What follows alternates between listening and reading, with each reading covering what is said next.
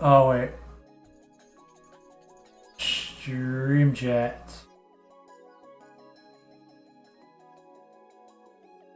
Yeah.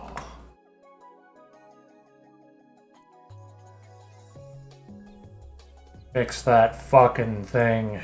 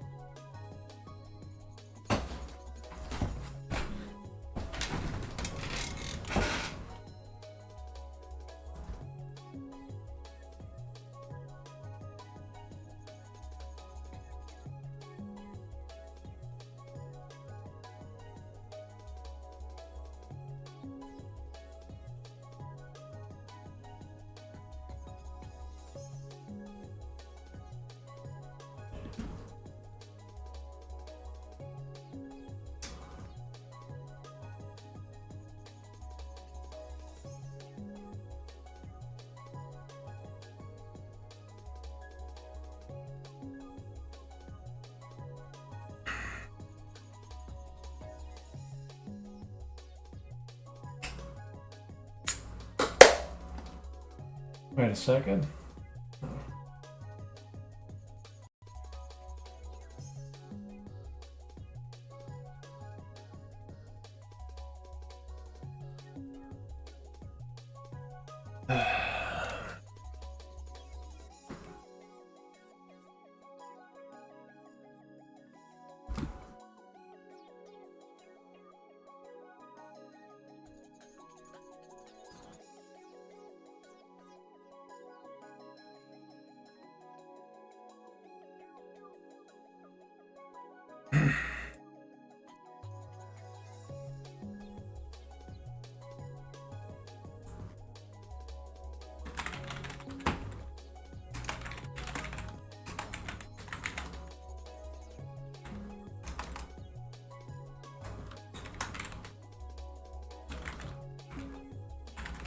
Yeah, actually, well, Hello, Mr. Dags. How you doing?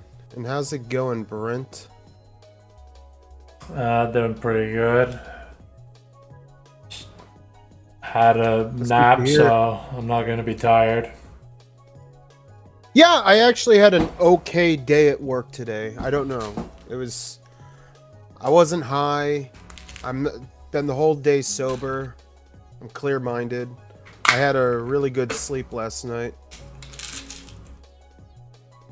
My brain is actually functioning at a normal level.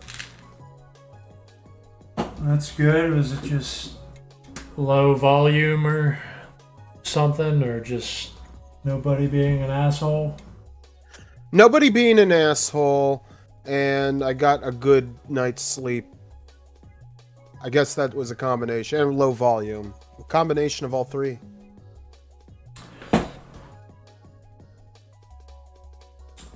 Yeah, man, that's good to hear. Because it sounds like it gets pretty bad sometimes. It does. That's why I have a lot of breakdowns. Yeah, man, I don't blame you. Like, I don't even blame people for guys who work in kitchens and smoke meth and take pills and shit. It's like, yeah, man, that's why you shouldn't have this job, because it will make you do that. I just know it's not a normal way to live. But hundreds of millions of people are doing it throughout the country.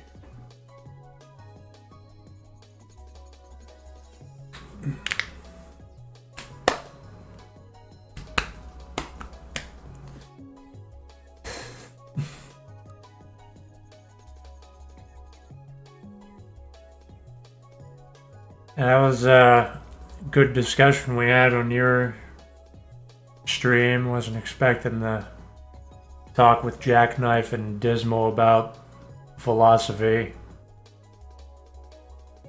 Yeah, that's the point. I didn't have too many stupid people on, and the viewership was pretty well.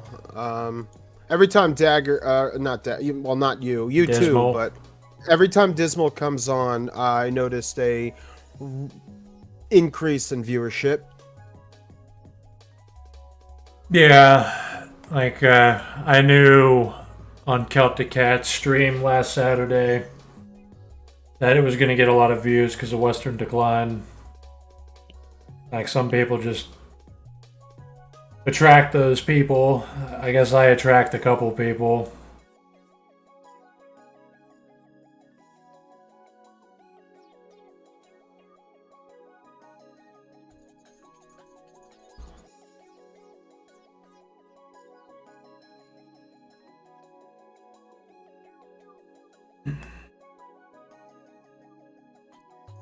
There's not a lot going on. Just trying to relax, work on stuff as usual. I was yeah, I rewatched The Incredibles, Megamind, and Star Wars Episode 3. I just like The Incredibles and Megamind. They're just probably top 10 animated movies. Now, do you like The Incredibles because you like to goon to the mom? No, she is hot, but it's just a really good movie. It's really well made. It has amazing aesthetics. It explores a lot of interesting topics. The realism syndrome was a cool villain. It's just a good movie. So is Megamind. I don't think I've seen any of those movies, but I've definitely seen clips or Definitely, short memes about them all over the internet. definitely watch them if you're just in like a mood. Like I just want to watch a kids movie, cartoon, not just a kids movie, but like something that's well made that like appeals to adults too. Like Megamind and The Incredibles are just really good movies that appeal to everybody.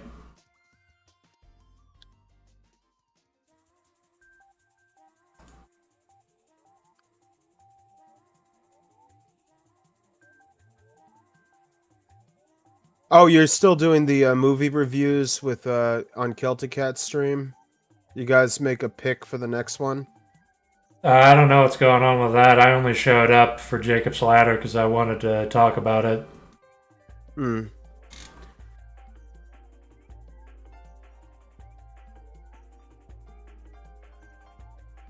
Yeah, I'm not really involved in that movie review business, but I wanted to do a review of Brother because it was just kind of an influence on my youth. Or my... Yeah, I don't know. It was a good movie. some movies just have like a really bigger impact on you. And when I went on and explained Videodrome, I had a good time explaining it because it is a movie that explores a lot of deep subjects, and it's also a fun, awesome movie with a cool atmosphere. So it's just a good movie to review. I wouldn't really want to review movies because I don't care about most of them at all to review them, really. They don't evoke a strong enough reaction for me to review them for like an hour.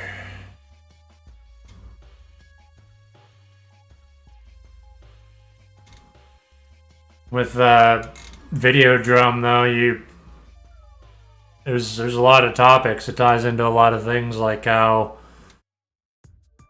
the movie is exploring how TV and electronics can be more real than reality. And it kind of predicted the internet inadvertently because it was just spitballing, hey, what if the TV got better and submerged us more? And that happens to be what the internet did. So it's just a lot of cool subjects. Some movies are just good, not just for their own sake, but because they go into a lot of topics like that.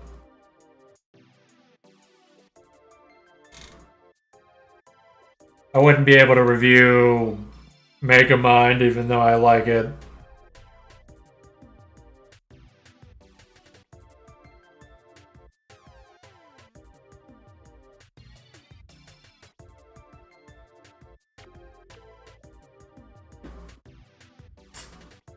Now, The Incredibles, they're about like a family of superheroes, but Megamind, that's like what, about an alien or some genius or something? It's about a supervillain, and it's actually really good. It is a funny movie, but it actually takes some subjects seriously and does some cool things. Yeah, I like Megamind too. That's a good movie. Yeah, I've seen it like 5 times. Probably Incredibles 5 times also. They're just good movies.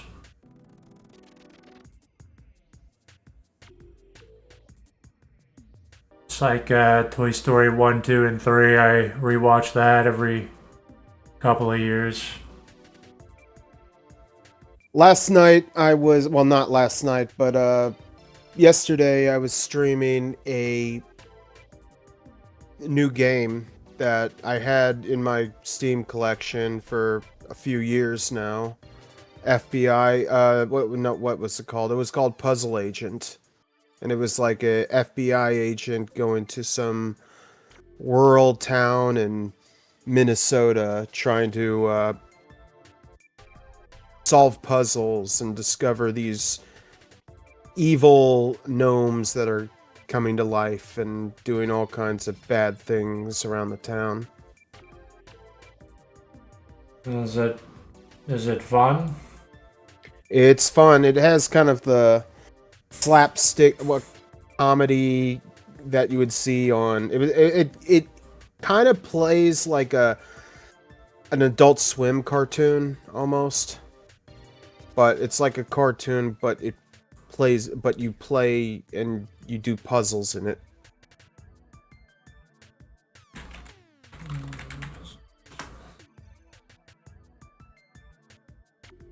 And I'm not a big puzzle guy, but the only reason why I decided to stream it is because Accursed Farms recommended the game, and I was like, yeah. This ain't too bad. A guy named Ross Scott did a review of it like 10 years ago, and I was like, alright, it ain't too bad. Yeah, I don't typically like puzzles, but I could... Sometimes I kind of like them in like Legend of Zelda, and I liked some of the puzzles in Legacy of Kain. I also like point-and-click adventures, and those are full of puzzles. Only some of them... Yeah, I would say it's a click adventure type of game. If the game and the story is cool, then I will tolerate puzzles. Monkey Island is pretty cool and funny, and it's not too obtuse.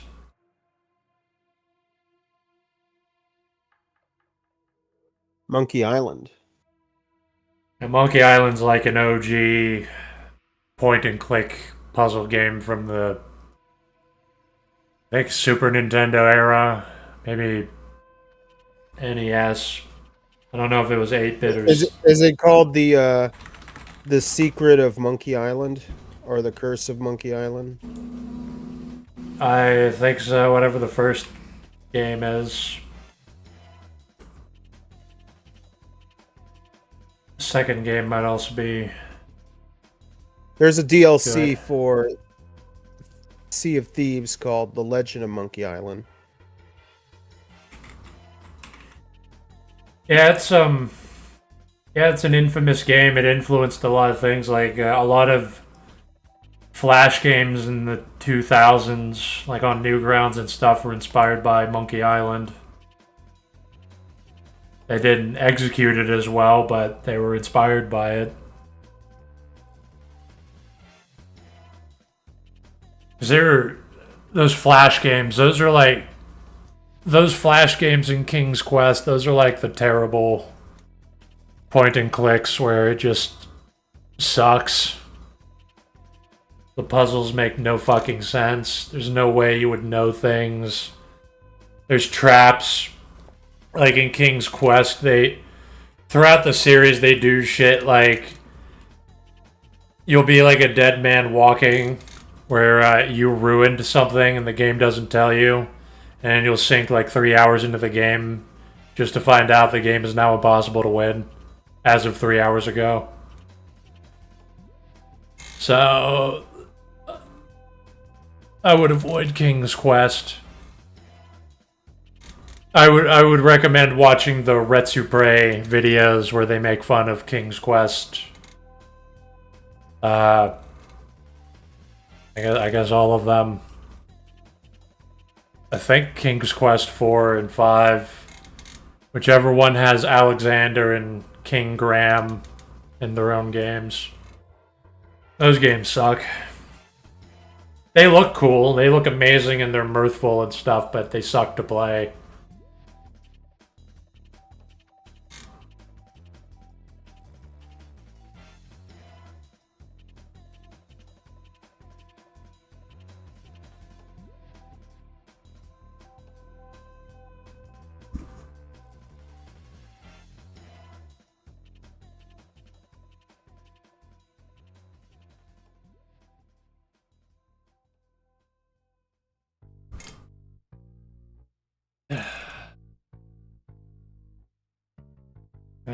There's a lot of really fucking stupid point and click games, puzzle games, especially Flash games. There's like this one series called Trapped on Newgrounds, and you have to, at one point, you have to... Part of a puzzle is you have to basically figure out that you have to craft a fishing rod and bait out of like a stick, a string, a banana, and glue. And you somehow have to know this, and then you have to like fish in the sewers to catch a fish to give to a guy to feed his cat, so you can have whatever dumb shit. I think a blowtorch. So I rewatched that. I rewatched Retsupre making fun of that game a month ago, and that's like bottom of the barrel. That's the absolute abyss of point and click and puzzle games. It's not hard to do better than that. There was another... I think Monkey Island 2 is also fun.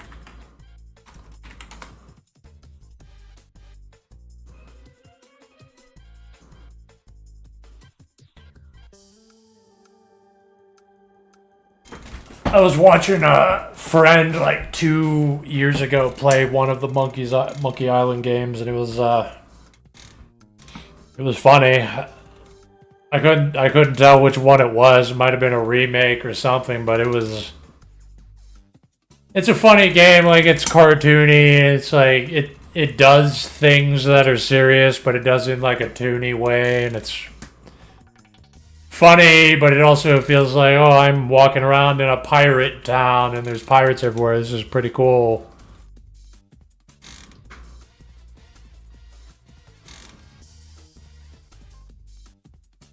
I wouldn't be surprised if Puzzle Pirates was inspired by it, that shitty multiplayer game.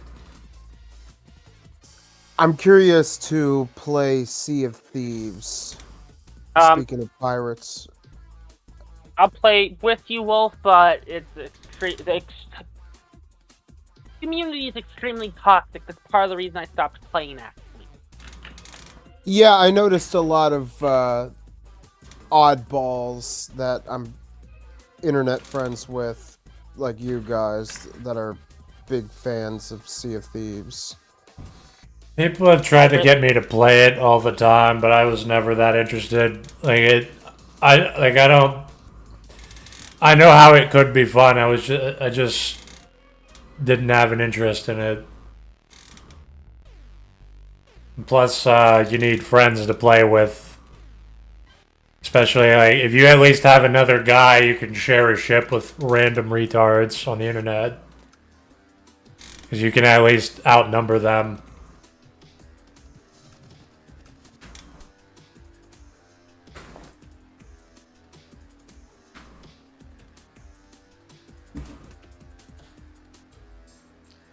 Is that an online game?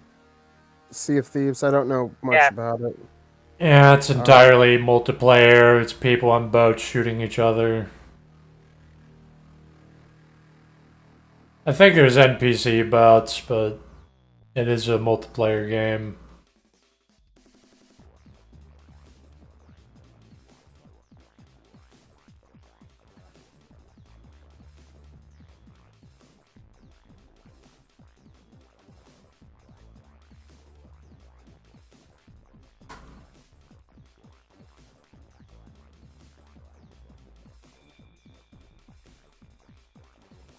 Did you ever play Puzzle Pirates in the 2000s? Puzzle Pirates. Never heard of it. Never heard of it either. Never mind then. It's like you either... People who wander the internet and were just looking for free multiplayer games to play, like RuneScape, they probably got into Puzzle Pirates.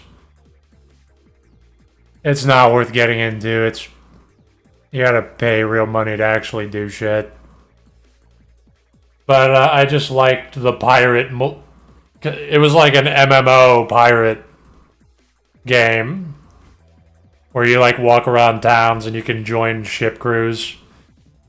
Like there would be people... Like you could actually buy a ship and people would spend real money on it. And then I would just be a crewman on their ship. And help them with their bullshit.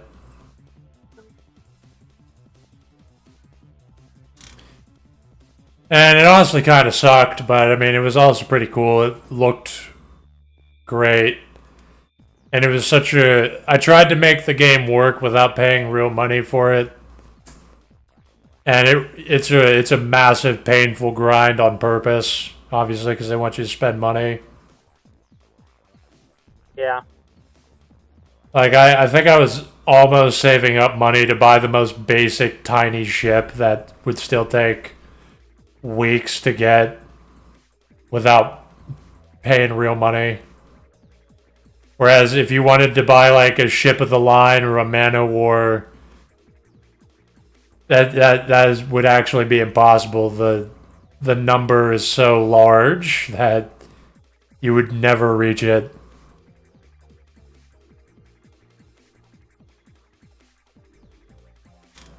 I hate games like that. I had my own house on Lima Island, and it was just a shitty cottage, but with like shitty furniture. But I mean, it was cool to have. It was like a bungalow with screen windows, with like a rug and shit. And it was pretty cool. As a kid. It's just one of the shitty games you would play if you're a kid that wasn't allowed to buy things online. You play things like Habbo Hotel and Coke Zero and shit. Or what? Coke Zero, or whatever it was. Coke something. Coke Online. I don't know what it was called. You mean Coke like Coca-Cola, or a game about selling cocaine? Coca-Cola, like, you know Habbo Hotel? These video games based on mass-produced slop. That kind of reminds me of the Tricks Man Doom mod. That the Trick cereal. This is like in the You mean 90s. Chex? Like Chex the cereal? I said Tricks. I said Chex Man. It's a Doom clone or Doom mod where you play. I played it before. It's not a bad game. It's just basically Doom, except Yeah, it's... Chex cereal without the blood. And you're fighting like booger monsters and shit. Yeah, yeah. Yeah, like, very rarely some of these mass-produced product, like brand games can have something good. Coke Online was... I much preferred Habbo Hotel. But that's what it was like. It was Coca-Cola had its own like Habbo Hotel. And it did have... I liked the aesthetic. I liked walking around and exploring it, but by the time I was playing it, the game was dead. Yeah. And Disney actually had one. I actually enjoyed that for a bit. As much as Disney is like an evil corporation, and it's selling you like a commodified lie to make you feel like you're friends with the product and shit, I do like to... I do like to be in Disney stuff. Because I like the mirth and it's usually handled by a pretty competent giant corporation with a lot of money, so it tends to go pretty well. So I don't remember what the game was called, but Disney... Yeah, it was kind of like their own Habbo Hotel. I think there was mini games and rides and shit. I don't even really remember what all happened. I'm not even entirely sure if this game existed, because I didn't play it enough to really memorize a lot of the things that happened. But I would just wander all these worlds, just wandering aimlessly and seeing what I could do on it. I remember like these ice slide worlds in like a castle and shit.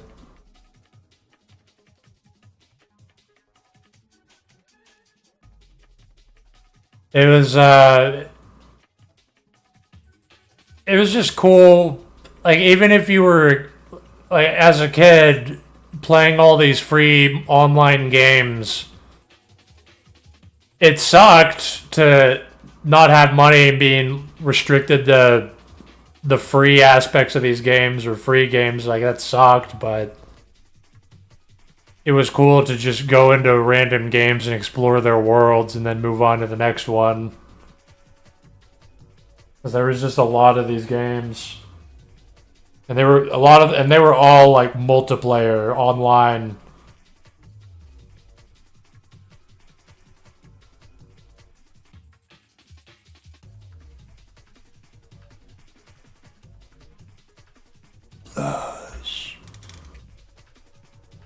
Is it, like, did either of you ever do that? Just like play a bunch of shitty free MMOs? Oh yeah, I have. I did a lot, and I wasted a lot of time on them. Check Online was fun, but Not a lot. Oh. Yeah, I wouldn't say I did a lot of MMOs. The only... I haven't really fucked with any MMO until Elder Scrolls Online, to be honest. I don't like MMOs, but I legitimately enjoyed exploring all these games as a kid. There was all these like Korean games. There was like this Korean game that had a beach theme, where it was all like a beach and everybody was like a beachgoer, but it was like an RPG, and it was like kind of isometric. You could walk around almost in 3 dimensions. Like, it was just weird games. Like, I played like weird Korean or Chinese games, and they were cool, and I played Maple Story for a bit, obviously. What else? Will I play GTA 6 when it comes out? I doubt it. They're kind of all the same. I don't think my computer can run it, and I don't even really... It's going to be so similar to Grand Theft Auto 5 that I just don't even care. Which game? Grand Theft Auto 6. I'm not really interested in it unless it's really good. Yeah, it's just like it's just the same shit over and over. Like you just know it's gonna be like Grand Theft Auto 5. I don't care that you can see the pores on the fat black women walking around on the beach.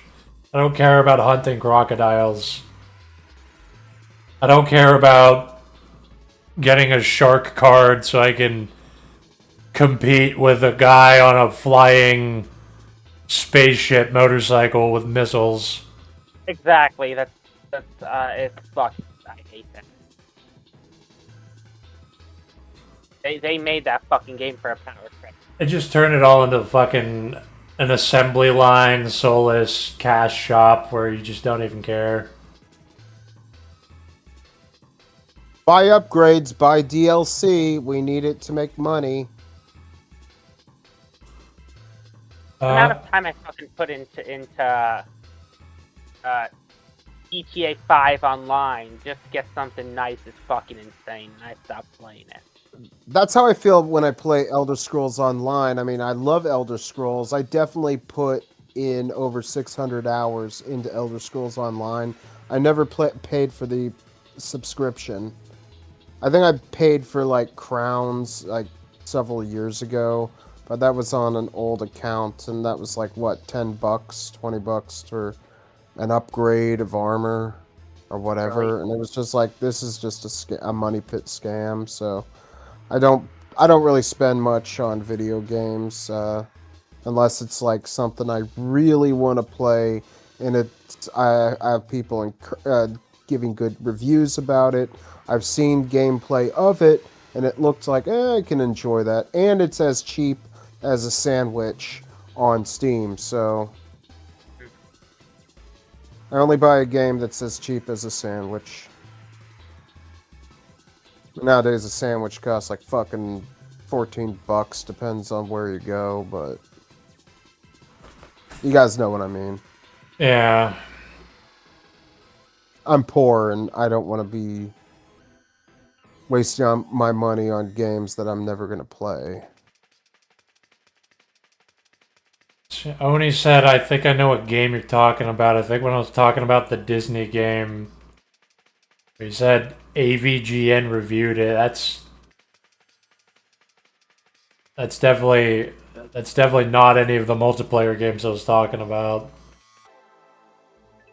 Are you talking about the game you play as Mickey Mouse? There's a few of those. Oh yeah, there's a few of those, but the one on Steam. What, Epic Mickey? Yeah.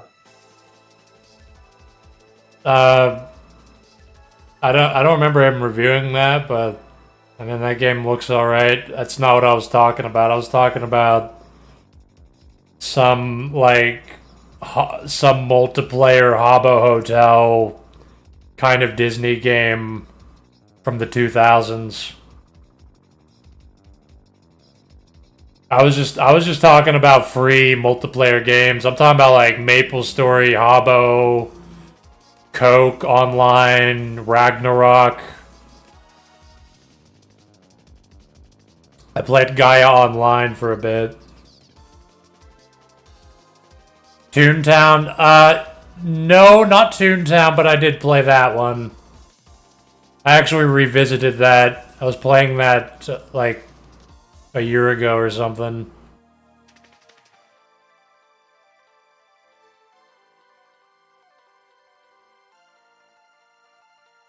Toontown was pretty cool.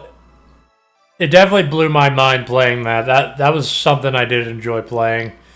Even though I was not allowed to buy the actual game, I had to play the fucking shitty demo. So I didn't get to really do anything until they remade the game later and it was free.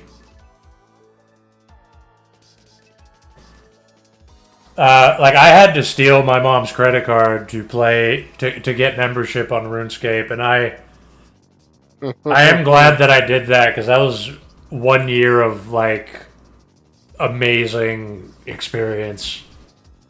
That was mind-blowing, because I was playing free RuneScape for fucking, like, 2 years.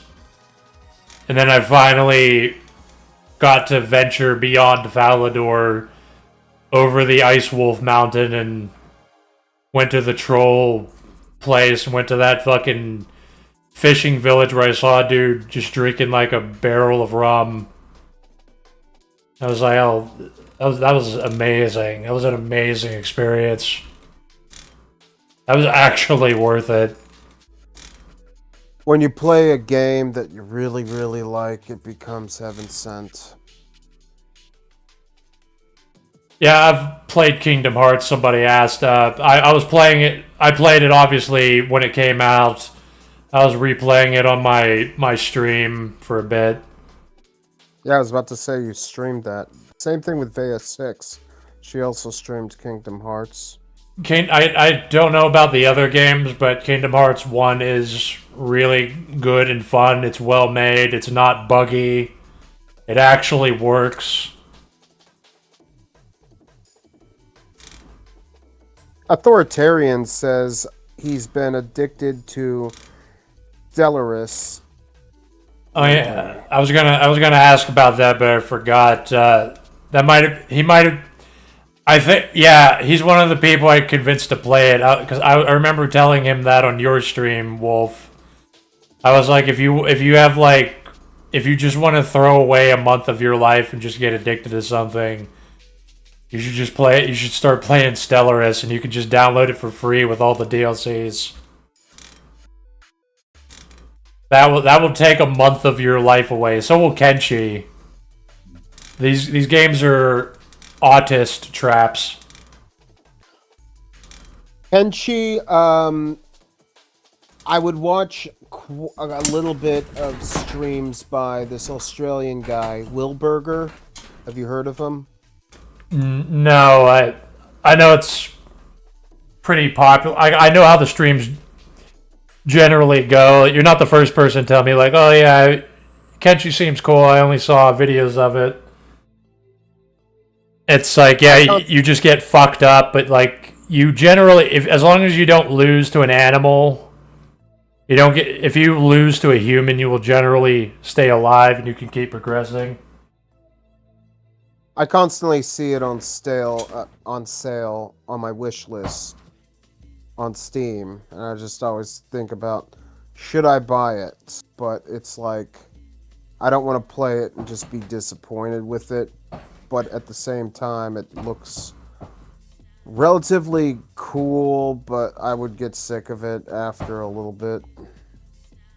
It just seems kind of like, okay, you're on a desolate, post-apocalyptic planet, and you're like a robot cyborg bug insectoid alien creature, and you have like slaves and everything is all like mutants and all fucked up, and it just seems kind of cool, but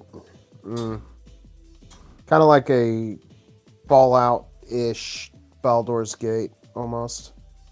Yeah, but it's not actually turn-based. It's all real-time, though you do just watch your character kind of fight for you. And it has cool lore. It has a cool world to explore. It, for some reason, playing Kenshi just kept reminding me of Mata Nui, the Bionicle game on Lego.com. It felt like exploring a weird alien world that really just sucked you into it somehow. It was just there's just like weird things happening, weird lore and ruins and weird people and creatures. And you're just kind of wandering it in a dreamlike state.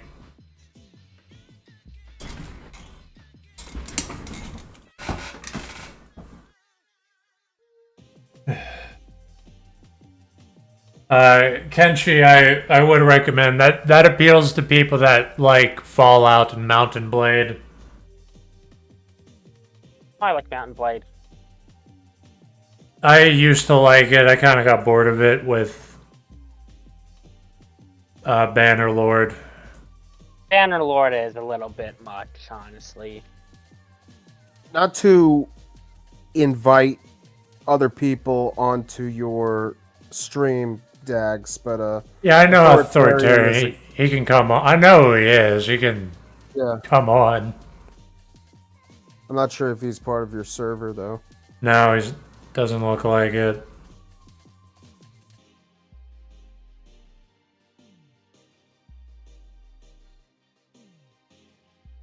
Are you guys like friends on Discord? Or you could message him on my Discord. I guess DM I'll just. him that way. I guess I'll invite him. I mean, anybody can.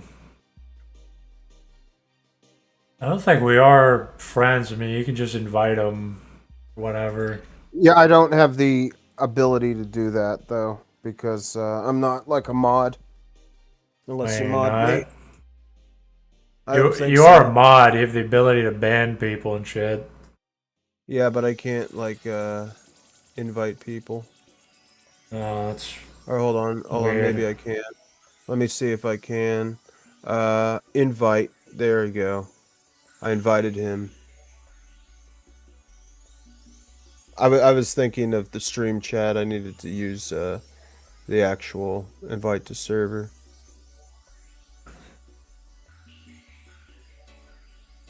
Oh, there he is.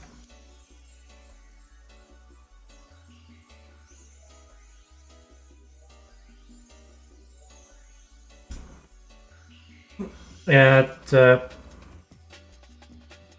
whenever I see like people that I can kind of tell if somebody's into stuff like Stalker and Mountain Blade and shit like that. I'm like, yeah, you would probably enjoy Stellaris or Kenji, but it will be extremely addictive for like a month.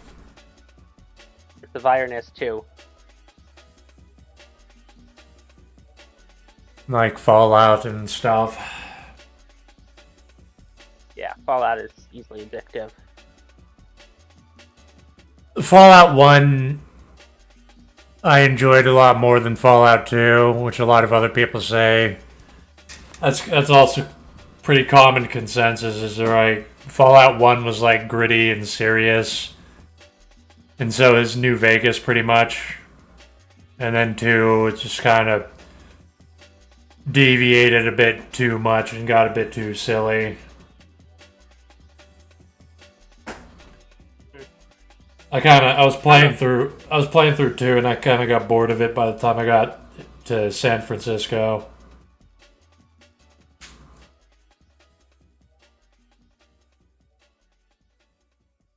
Fallout 1 is really fun though.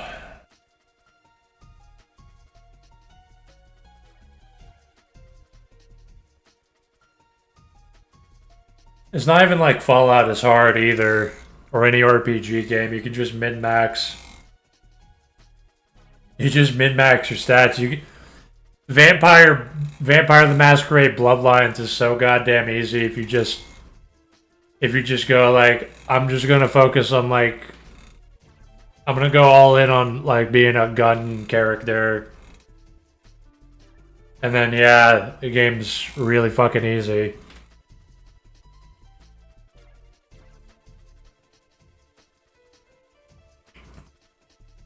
I mean, you might fuck up stealth, and at one point you need lockpicking and shit.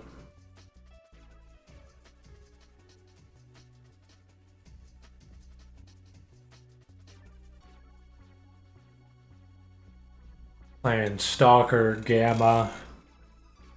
I never play Gamma, I just fire up Anomaly, play it for a bit, and then stop.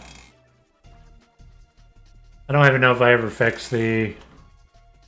I think I fixed the memory leaks that were happening, so I was able to play the game for longer. But then other bugs started happening, like my own faction would randomly start fighting me, so I'd have to just kill like 10 people of my own side. After reloading, after they shot me in the head.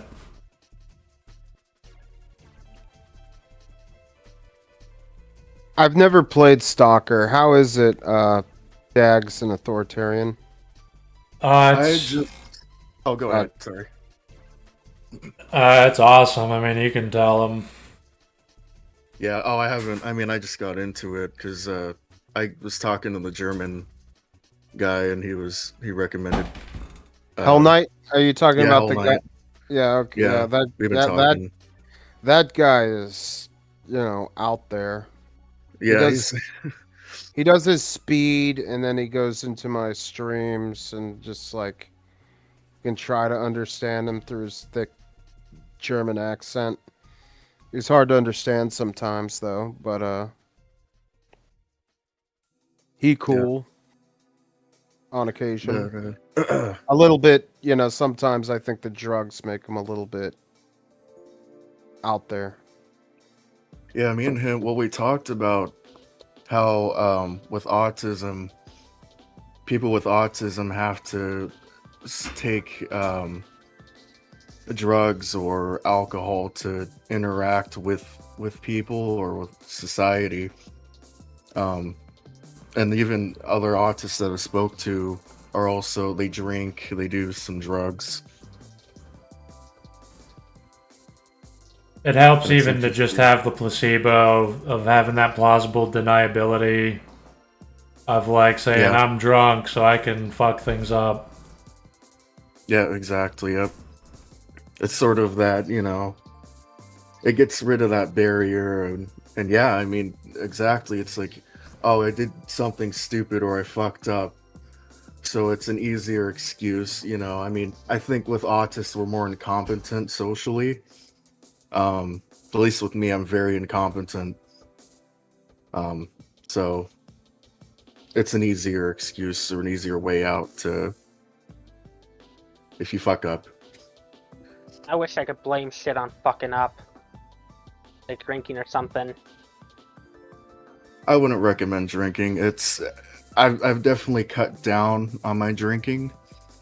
I used to drink a shit ton of vodka, and I've cut down to just wine and spirit or with seltzers, but only once a week, so it's not too bad, but I've definitely cut down on it. I mean, Yeah. I'm not getting into any like drugs or anything, but I wish I fucking could have an excuse like that. Oh, I'm on this. Whoops. I think you should start smoking weed, Brent. It might. I have a little bit. I use it more for recreation, calming down, than having an excuse to do shit. It sounds like you should light up a bowl right now, Nah. or a joint, or maybe chew up and swallow a gummy, something. If you have it all the time, then it's not really as special or anything. I save that shit for like special occasions. Yeah, I would control my weed smoking whenever I did it. I would reserve it for the weekends only. Yeah, I didn't smoke at all today. I didn't take any edibles. I'm pretty sober, and I have to say, like somebody who's a daily user, honestly, I need to give my brain a break from that shit. I can actually hear I can actually like think straight, but it could be more so like I actually got sleep last night. I think the constant drug use and the lack of sleep or getting on a good sleep schedule can make me act kind of neurotic and angsty too much. Yeah. I'm trying to get off bad habits anyway, especially at my age.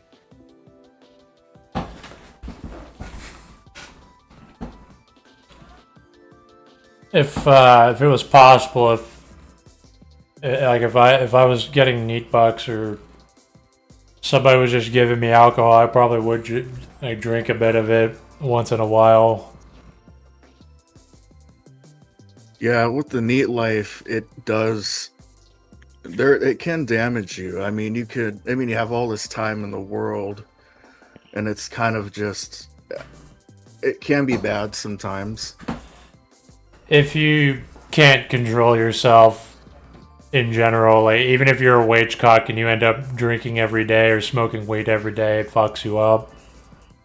Yeah. Mm-hmm. So like right now, I'm not that interested in really drinking it that much, but I would like to sometimes. If I had the money, I would probably partially get into alcohol as a hobby. As in, like trying different ones. You're trying wine tasting. I've actually thought about that. I have. Because I buy this Ghetto Franzia box wine, but I like to think I like the taste of the red wine. I don't know. It's nasty, but I like to think like, oh, well, I'm kind of bouge.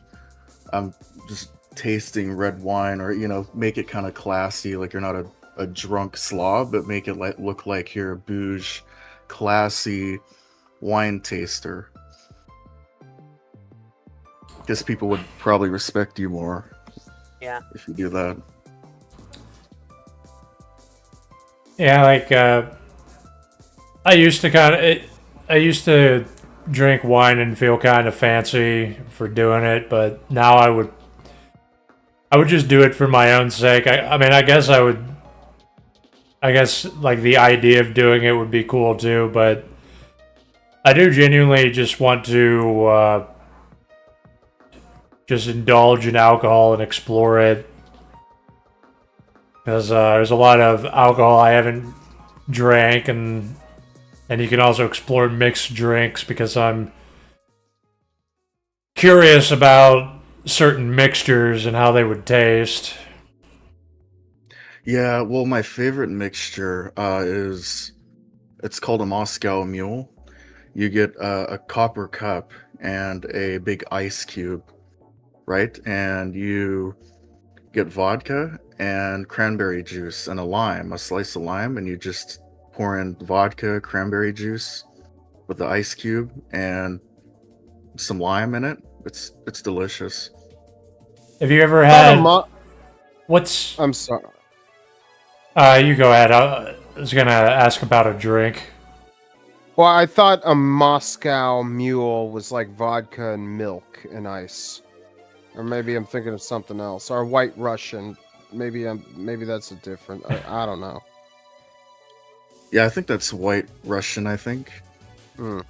And Tote likes the zombie cocktail. In my Space Pirate book, it's what they were drinking. They were also drinking what the fuck else? What's that Spanish drink where you mix red wine with lemonade? Ooh. Sangria. Yeah, there. Yeah.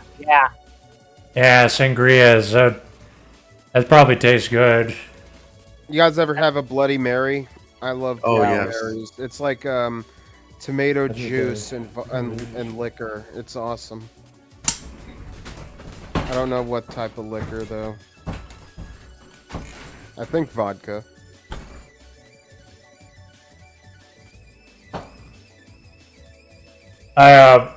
I've never had it before. I've never gotten the chance, but I want to make like a Kahlua milkshake, like an alcoholic chocolate milkshake. That'd probably be awesome. Oh, honestly, that would be good with probably the coconut rum. Coconut rum, that might be good with that. Honestly, though, I mean, you got to be careful with that because, like, mixing ice cream and alcohol would probably give you, the green apple splatters. It will give you intense diarrhea. I could imagine. I mean, if it happens, it happens. I won't do it again, but it'll probably be amazing going down. Just a coffee Oh, liquor, I a agree. Yeah. coffee liquor milkshake. Option. I didn't think about coconut rum. That would probably also be good. I mean, like coconut water mixed in, or coconut milk mixed in with rum. I'm not entirely Coconut sure what flavored coconut rum is. I'm assuming it's that. It's either that or coconut flavored rum, which would be a little different. I mean, either or, whatever's good. I imagine the authentic one's better. Because after a certain proof, I mean, liquor just tastes like liquor to me, but the aftertaste might be coconut or cranberry or watermelon or whatever.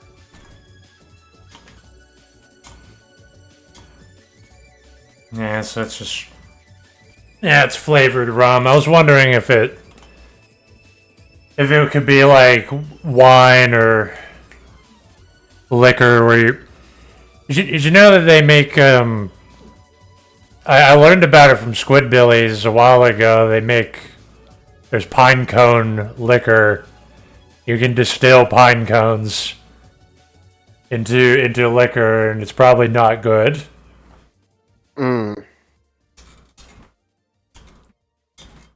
Pine cone flavored liquor.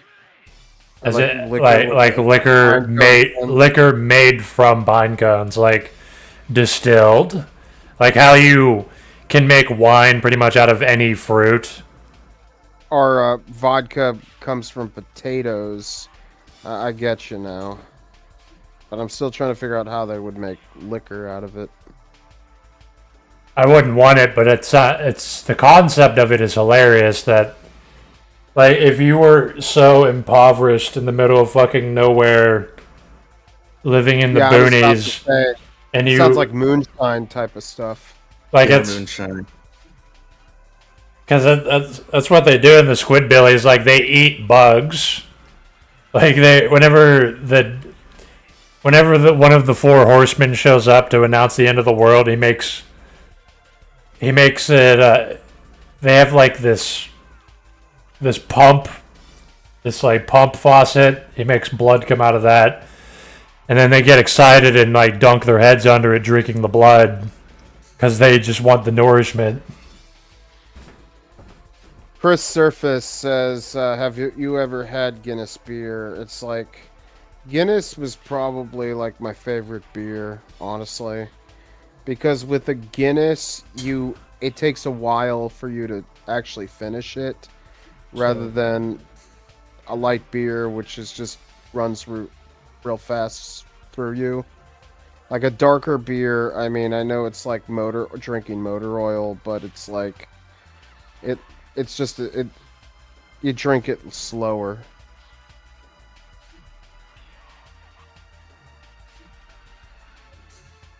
I don't know. I like darker beers rather than lighter beers, like stouts and stuff. I like the apple cider beers, but I'm not much of a beer person, so I never got into cider. I was into cider, I drank cider, and it was just like, this is too sweet for me. oh yeah, see, you got to get the ones that are more tarty kind of in flavor. Yeah. Yeah. I like those ones. I forgot the name of them, but it's a pretty good brand.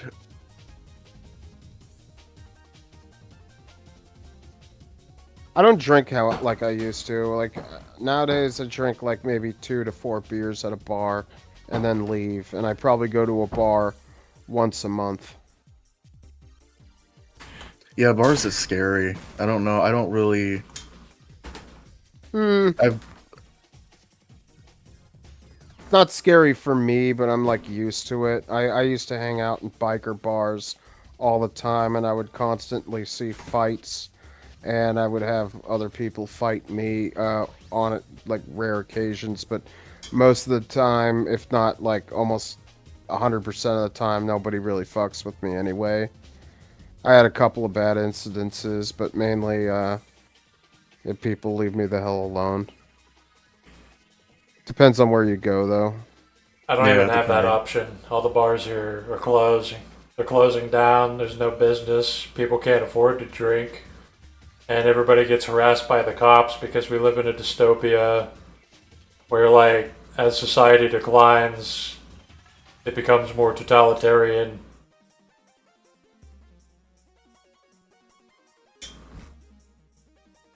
I know a guy who made a video about how the Mothers Against Drunk Driving was embedded with feminism that really just wanted men to stop drinking.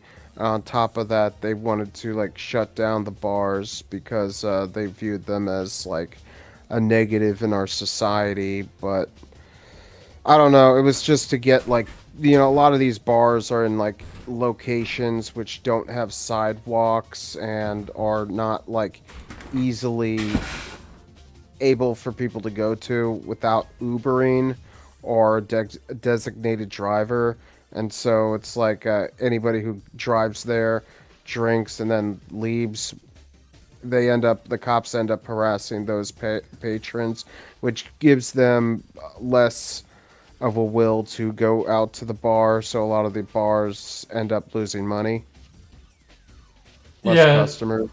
there's a multifaceted assault that's going to destroy venues, and nobody has any way to deal with it. And honestly, I guess all the venues should just be destroyed. And it's not like I had any venues because I live in the middle of nowhere, so I would go to a bar and see the exact same like 10 retards that do coke and meth over and over.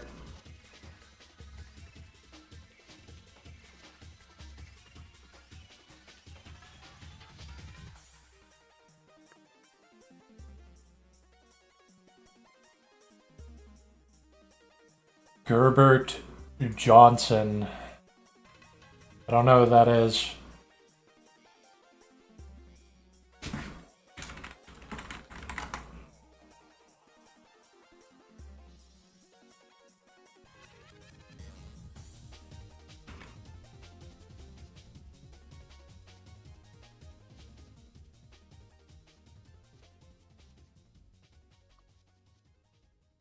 I don't know, no opinion. I live in an area that has like 12 bars in walking distance from my house, and I hardly go to any of them. But I've been to all 12. Yeah, even if there were places. The only possible way that venues would be worth going to is if you actually lived in a downtown area and you just walk outside and roll the dice, because that's how this one fucking NEET in Australia lives. He lives in a fucking apartment in a skyscraper and he just walks outside and goes to random places. That's the only possible way going outside would have any entertainment. Like, if you were going to live the neat lifestyle, it'd be better to live in a city with lots to do within walking distance. Yeah. Yeah, that's what I've been saying about cities. Like, they're objectively better than this.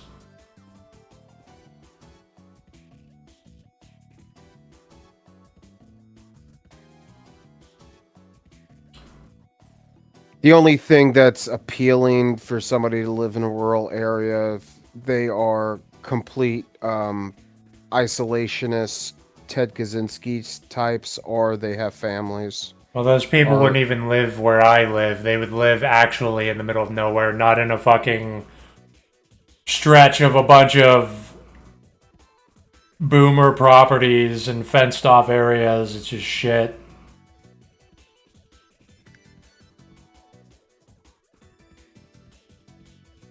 Like, rural areas aren't good at all.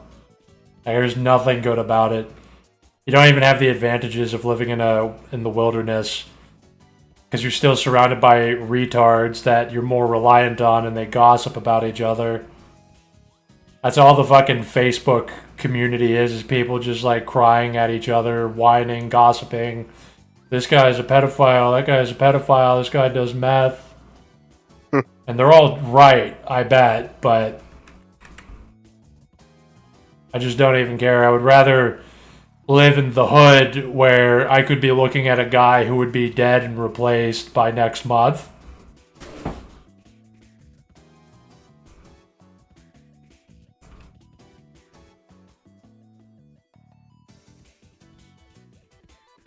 Also, in rural areas, if people don't like you, you get blacklisted, like, immediately. Like, you're just not allowed anywhere. Yeah. I think there might be, like, a good medium area, like, not rural, but not city. Well, if it was affordable, you should go for, like, as dense a city as possible. Yeah. As long as... Preferably if it's not too loud. If there's, like... If the walls are not paper thin.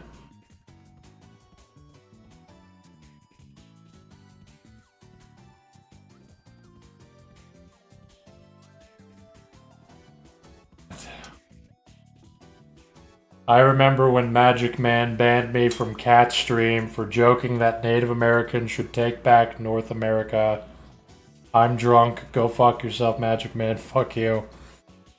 Well, that sounds funny compared to... That sounds fucking funny.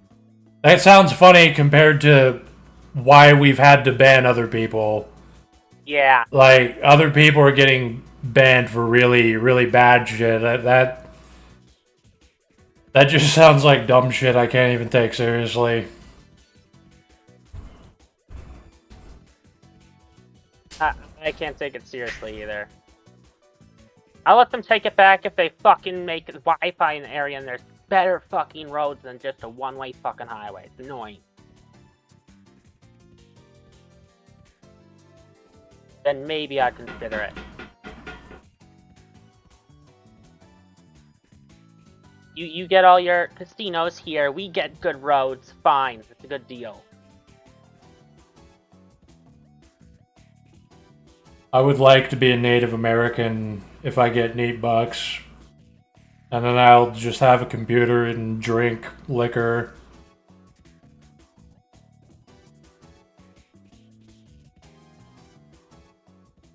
I'll just talk to people about the Great Spirit and drinking fire water. Living on a native reserve. Live on the Raz, man. Yep. How much? I wanna look up how much money do Native Americans get from the government for free? How much welfare do Native Americans get? Here in Alaska, they get quite a bit of benefits here. We didn't more expel rural people from Alaska, villages. did we? Oh, Or did this we is ban shit. everyone? In America, they don't get welfare. They only get the same welfare that citizens get, so basically nothing.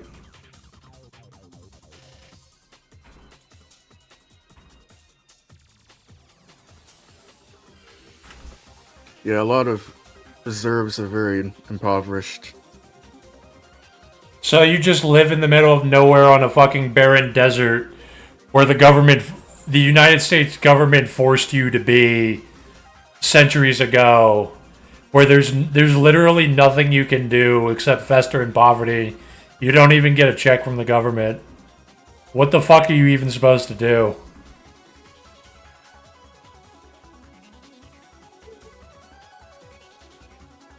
They should be fucking... It's like what Dismal was saying about what indigenous people in Canada would do. They would just walk out and start ripping up railroads. They'd start pulling out the nails and pulling out the boards and just fucking up the rails, and then the government like immediately capitulated to them. Yeah, they could do that.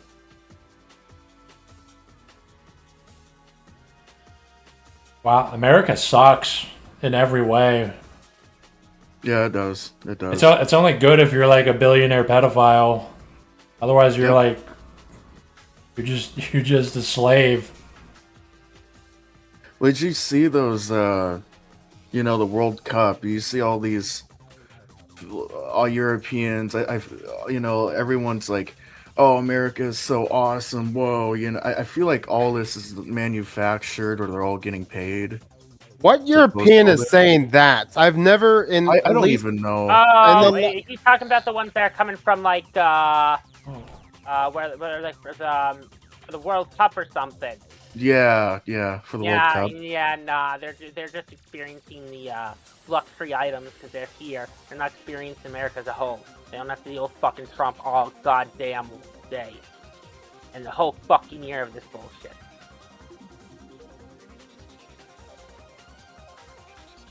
I know it's interesting to see what they think, but at the same time, they're not experiencing everything. Just experiencing the stuff they really want to. I am rather curious on how Europeans and just foreigners abroad view America.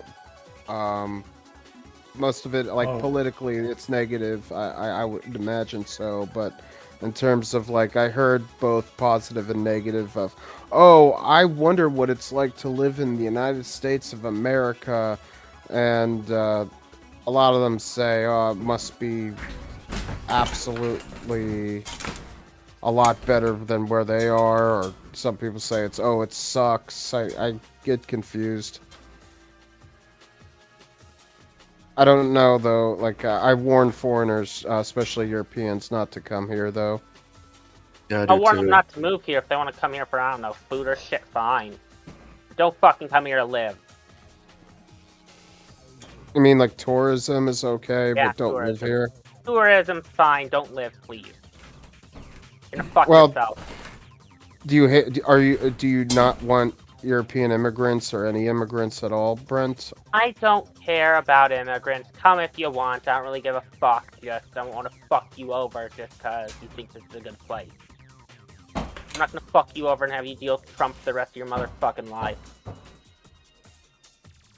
I don't think Trump is going to be a dictator. I mean, he's already in his 80s, and this is what, like, his he'll be out of office in like a couple of years. He's not a dictator, but he's not a dictator, but he fucking sucks and he's ruining everything.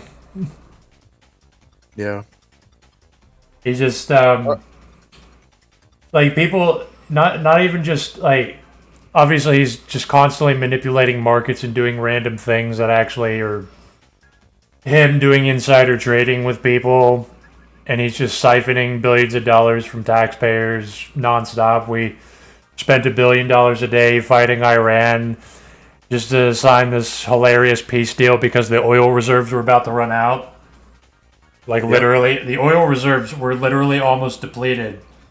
So it was actually bad enough that the non-Zionist ruling elites had to actually tell Israel to fuck itself temporarily, because running out of oil is bad for the base of power. Bad for the economy, bad for business, bad for war, bad for everything. Like, literally everything would go, not just your gas prices, because all of your products have to be shipped around with vehicles running on gas. So all of that would go up too.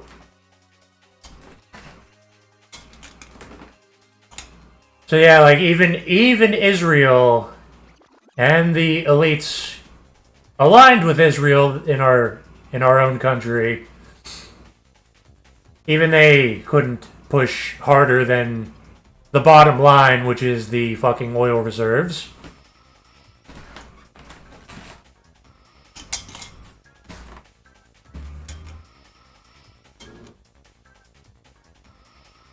Yeah, all that for an Iran victory. And 300 billion, I think, right? It's not even over. Like, the peace deal is already nullified again. Like, not only is he doing all this like corruption and making us look stupid, there is no faith in the institutions. There is no reason for anybody to trust contracts, to trust any deal that America makes, because it blatantly does not honor it. So, like China is the most powerful entity that honors contracts now. Yep.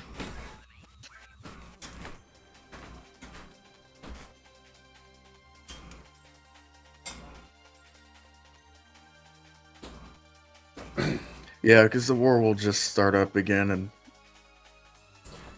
Exactly. Iran can just I block thought the. Trump had the big, beautiful deal with Iran. Yeah, but that could fall apart probably quickly. At least I bet they have, $300 billion now. So that's Already, a big rub in the face for Trump it and already America. fell apart. Like you knew. First of all, every fucking week they talk about how the war is coming to an end and they make another deal, and then every single time Israel violates the deal, and then Iran cancels the deal because Israel did not honor the deal, and this happens literally every week or every 2 weeks. Yep.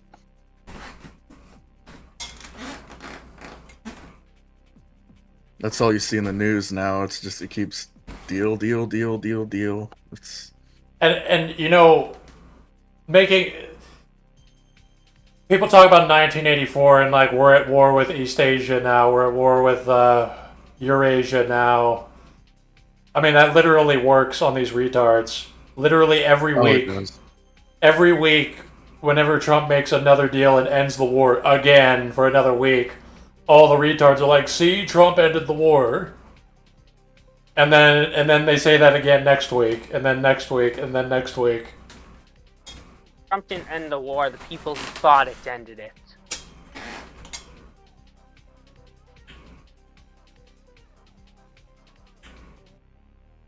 It never even ended anyway. The people fighting it are Iranians, and Americans are just sitting on boats shooting missiles. Yep. It's not a real war anyway. It's just like a conflict. yeah. It's not a war until we have boots on the ground. Yeah, liberal. I enjoyed the conversation about liberalism. I'm actually going to talk about liberalism more because I've been. Yeah. That's liberals are a genuinely evil force on the planet. Oh, I agree with that. Like a lot of people, a lot of like individualists, like MGTOW Cowboy is a liberal. Is the funny thing. He is a liberal. The only thing, like libertarians, ANCAPs, and all these things, they are individualists like liberals are. Liberals are individualists that say everything is your fault. Look at the stocks. Look at the GDP. See, everything's good. It's like, you have a problem with mass immigration. Why didn't you like go to a better school? Why didn't you work harder? Why are you afraid of competition? Exactly. And that's what Yep. MGTOW Cowboy believes. He literally wants to import the entire country of India. Oh yeah, and that's the thing. I'm actually, and I don't want to brag or anything, but I have inheritance savings, and it's more than his savings. And I wanted to kind of ask him that. Well, I have more savings in my account, in my bank account, than MGTOW Cowboy, and I haven't worked a day in my life. But I wanted to ask him, well, I must be better than you because I have more savings in my bank account than MGTOW Cowboys. And he has to concede to you because he does. Yep. Because I asked him because these retards all they all like whine about Bill Gates and cronies and stuff, like not real capitalists, but he already acknowledged, like, yeah, I mean, Bill Gates had like a better family, and then like even if he didn't like work that hard, his family made sure that he got a lot of wealth. So there's like that, it's still the culmination of their hard work. So yeah, he will submit to you. Yeah, ADisgracedLiberal exactly. is That's asking if he could join the voice chat here. Yeah, you can. You can always join. Yeah. Anybody can I join mean, if they have the and initiate role. I'm friends. Yeah, I'm friends with him. Hold on a second. No, he's in the server. I was talking with him about Yeah, he is. liberalism today. Oh, he's here. Okay. Oh yeah, Disgraced Liberal School.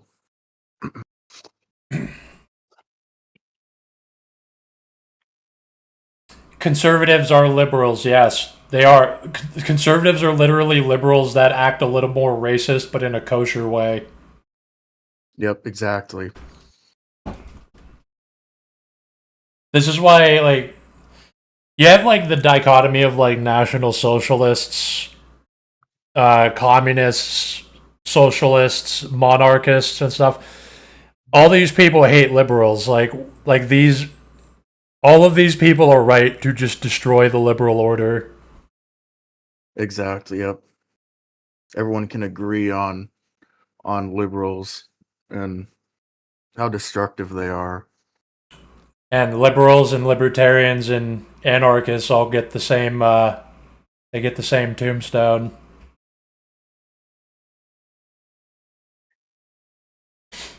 According to those people.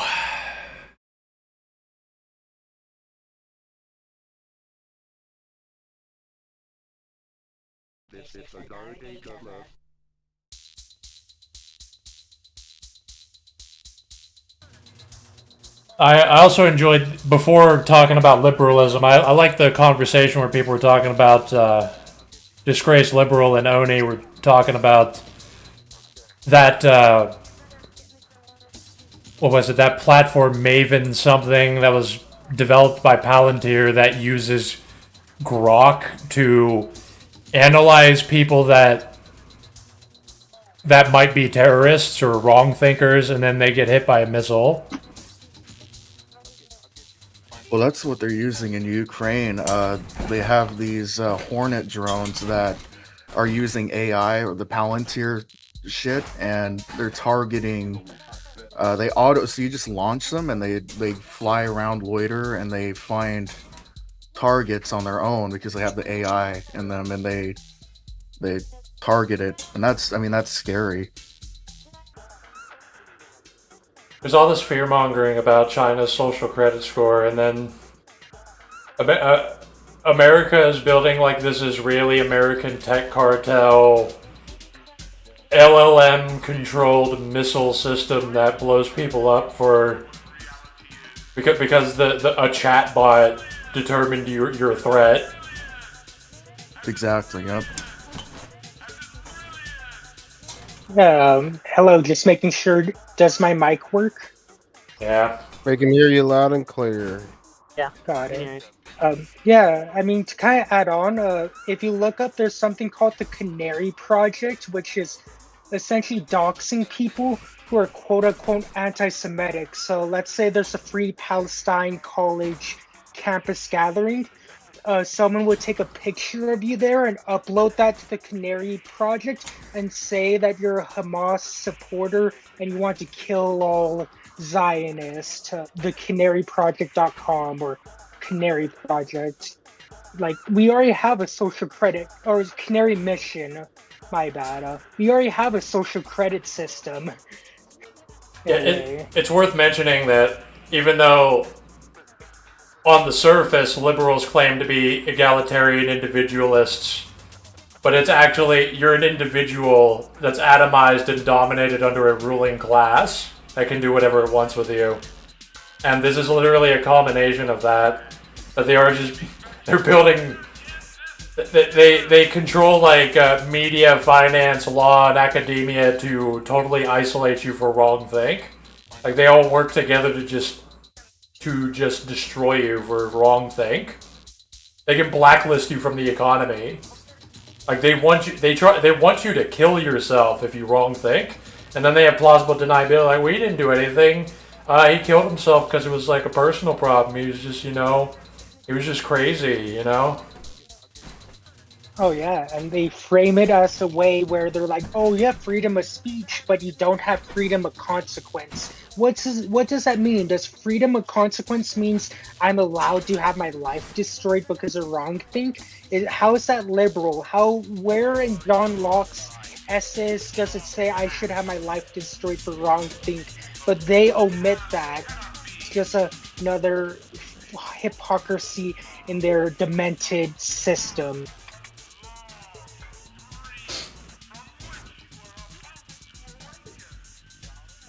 Yeah, freedom of speech and equality, except for these things that threaten the establishment.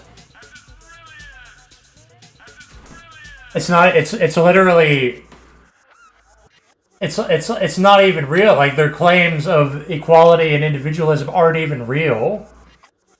Democracy is literally controlled by these giant private interests in the fucking state, collaborating to socially engineer people to behave certain ways.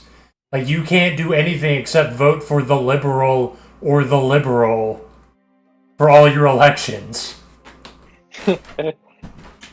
Yeah, you're completely spot on there.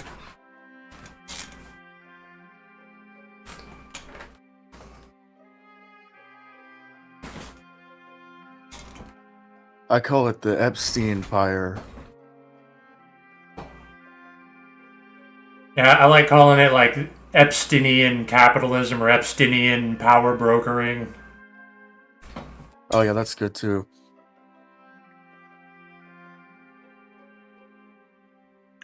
I've said this a couple times, but these billionaires, the Epstein class, are essentially the biggest welfare babies. They make most of their money from speculation caused by Daddy Trump moving the markets and government subsidies and tax breaks that they sell to other companies and make a profit of. And then they just get an interest-free loan that they hedge against their unrealized stocks, and they just basically live off of the best welfare system of all time, but we're undeserving of any sort of help. Yeah, they privatize the profits, socialize the losses. The socialism is all for them. And Exactly. yeah, like whenever you have enough money, it's easy to just make more money. You can just sit on it and it turns into more money. Trump sacrificed nothing. He became president so he can manipulate the market. Now he just gets billions of dollars. Like, I bet they're closing in Pennsylvania. They had these warehouses of these defunct corporations like Save-A-Lot that they were going to use to hold immigrants, and that never happened. So you want to bet that like Save-A-Lot or Big Lots or whatever, they just got like a big $600 million check or something from the government to use their warehouse that they were done using anyway because their business fucking, closed down. Like, the economy is literally fake and gay.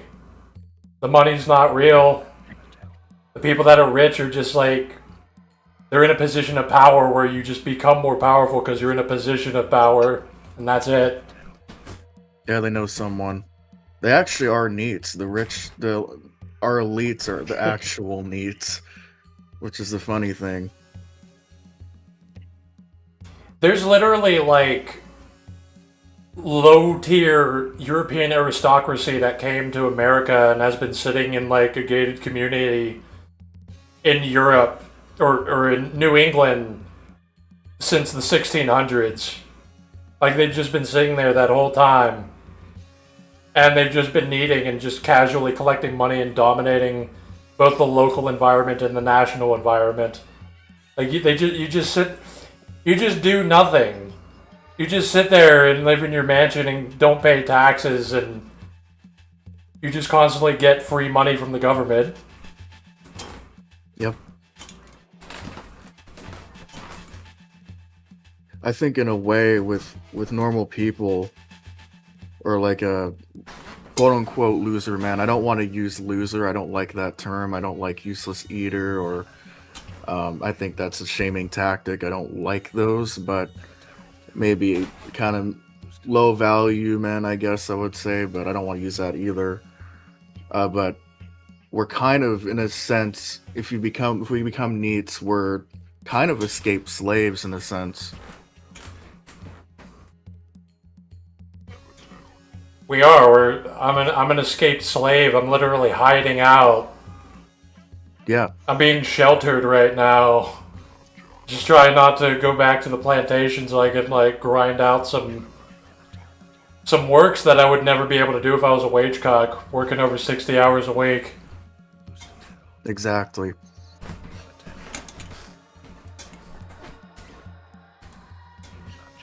Yeah, and kind of piggybacking off to liberals with shame and neat, saying, we can't have nice things because you refuse to work, you refuse to contribute to the economy when we're getting nothing out of it. For example, my uncle was working 60 hours a week where 20 of those hours were unpaid because he was a salaried um, pay structure, and he's just slaving away. And is that what liberals want out of us? They'll call a neat a loser for being like, oh, we can't have nice things because you don't pay your fair share of taxes, but then they won't say anything about all the billionaires. How about you work more if you want to complain? Sound good? Exactly. Because they don't give a shit about productivity. They care about like that immediate indicator of wealth. It's like, oh, this guy, like they don't care. People. I read stories like this all the time where like somebody's working at a hospital and there's a manager of the hospital who does absolutely nothing and goes out and parties constantly. But because she dresses up in a suit and has money, people just treat her like she's a productive member of society. She does literally nothing. She even inhibits the hospital's operations with her incompetence, and she's treated like a productive member of society. And that's not even like a billionaire. Billionaires like don't even do fucking anything. They don't even move money around. They have a guy do that for them. And like and even if they do, it's like you just get on your laptop and you move one number into another slot because you have insider information that this stock is going to pump. Like, that's it. And in addition to the fucking bailouts you're inevitably getting, like that guy on Twitter that owned that other retard who said like, no, small businesses aren't doing anything wrong. It's the big businesses. They're all with the government. It's like, he's like, dude, I work for a fucking seatbelt manufacturer with 60 employees, and we literally get paid for 1 day a week by the government because business has dropped off. The guy owns the company, is just getting money from the government. It's a small fucking local company. It's fake. It's bullshit. And everybody's too fucking retarded and weak-willed to even comprehend what's happening. Like, they're so atomized. They just... Yep. Now people just want to fuck and watch the sports ball game and talk about work drama. That's what they do. You've been exploding frogs again? Yeah, and even those who are more aware of the problems, they don't really have productive discussions. As like I've said, Dag has seen me type out a bunch of times. Progressives and leftists, communists, so-called communists, they're good at pointing out the problems, but when it comes to talking about any tangible solution, instantly they go ghost or they put their hands over their ears and don't want to hear about solutions for whatever reason.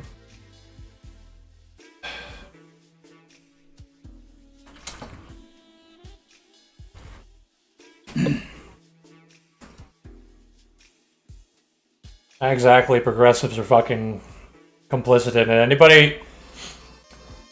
Pretty much everybody that, like, transcends, becomes enlightened, objectifies subjectivity, knows knowing. We all come to the same fucking conclusion about the system, and we're all coincidentally on the bottom. Like, it doesn't matter who you are, where you come from, what you identify as.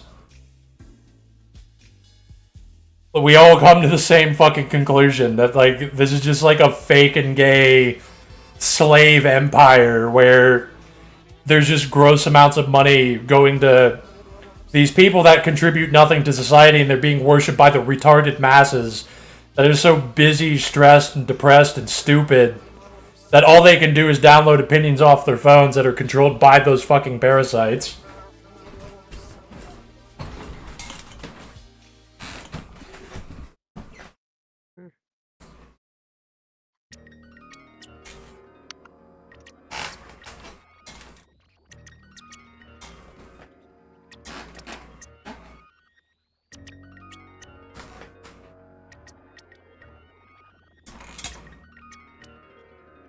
Yeah,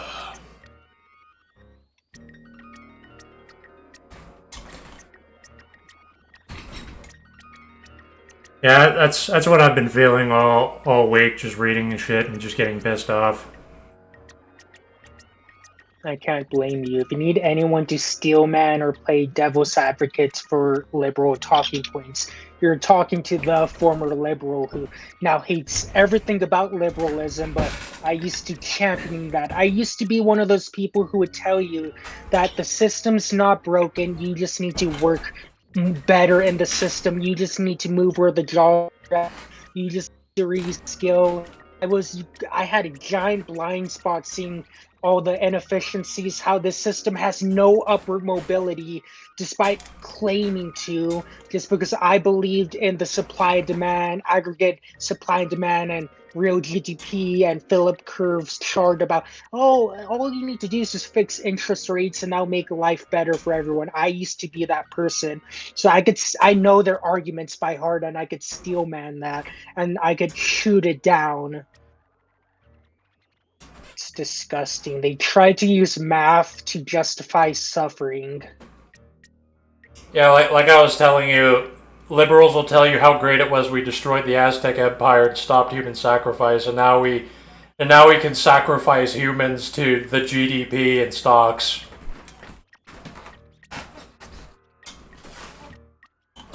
Yeah. Someone put liberalism seems logical as a teenager, then you meet the world. Exactly. Funny enough, that's when I was a liberal, when I was a teenager, originally majoring in economics. Oh, just these numbers. Okay, it's just like a slider. You change these numbers and the economy will get better or worse. Clearly, that's not the case. You change numbers and Donald Trump and Elon Musk has a higher net worth. That's it.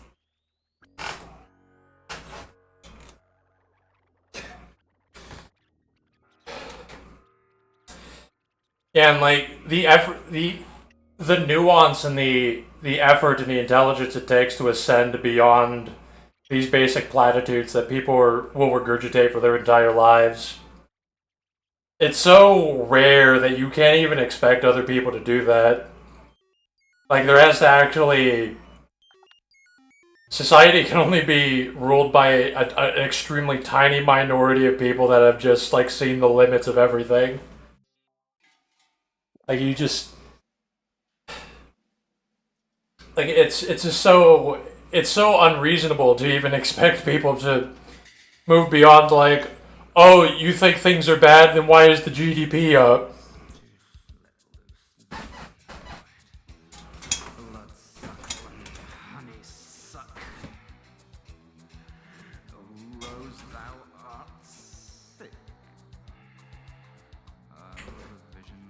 Yeah, like we were saying earlier, like I was saying earlier, that libertarians and liberals are literally the same thing. Libertarians just like posture like they do everything to support the system, but they act like they're not. But whenever it comes time to action, or you actually pick their brains, they're literally liberals. They'll tell you to your face like, yeah, mass immigration's good. Like, you should just be more competitive. Just like liberals say. They're genuinely the enemy. That's why I hate them. They're literally liberals in denial. They're like... They do nothing except perpetuate the system. Yeah, I never liked libertarians.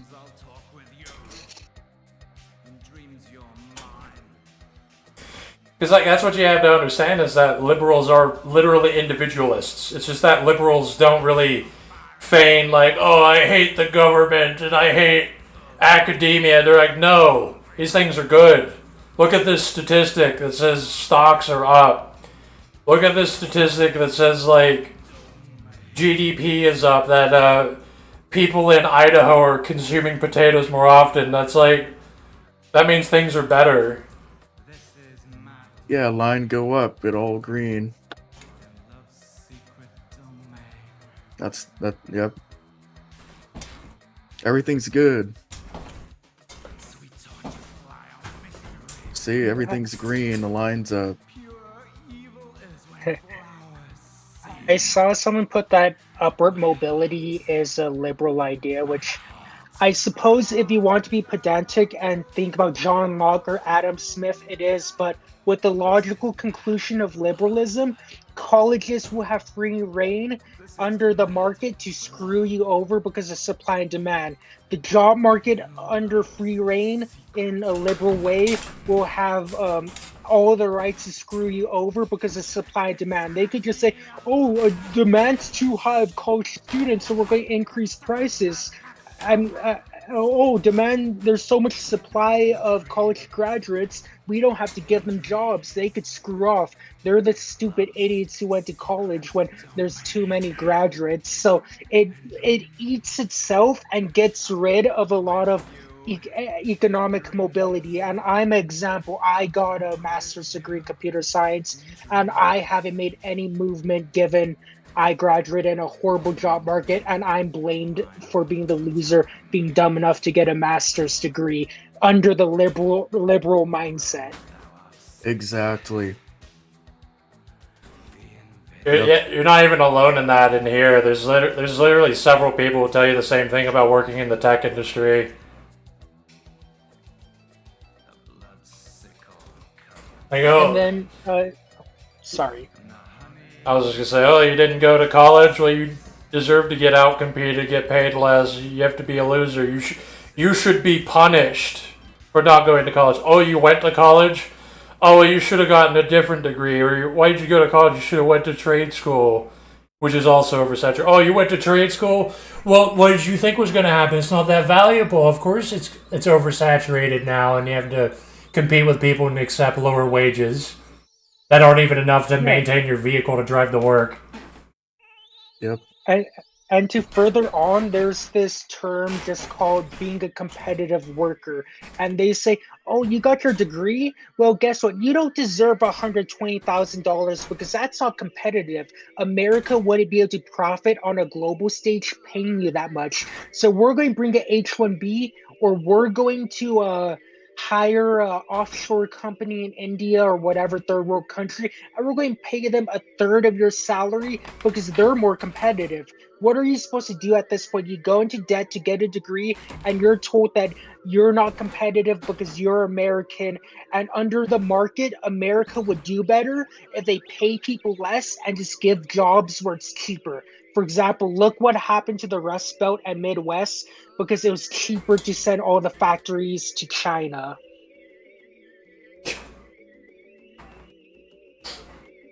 And those fucking sanctions closed down more factories.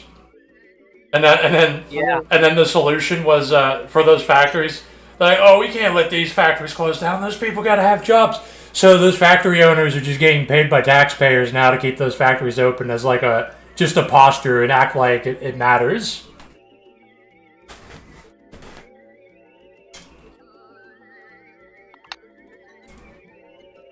The liberals will defend that too. Yeah, it's this stuff where it's sort of, it just all eats itself. College students, people who graduated university, are called like communists because they went to university. Oh, you got brainwashed by communists. And then trades, they chill for the trades, and then in trades it's like, oh, it's, you don't get paid enough. Yeah, you're seen as kind of a third class citizen, you know, people don't respect the trades. And then, but also you have a bunch of people telling people to get into the trades.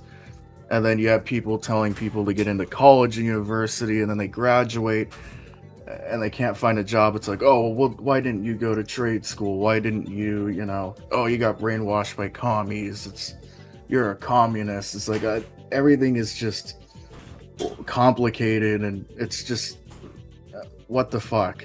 It's discoherent. There is no plan. It's just a bunch of like divided, overlapping, self-serving interests that all want to suck you dry and don't care what happens to you after they got what they wanted from you. Exactly.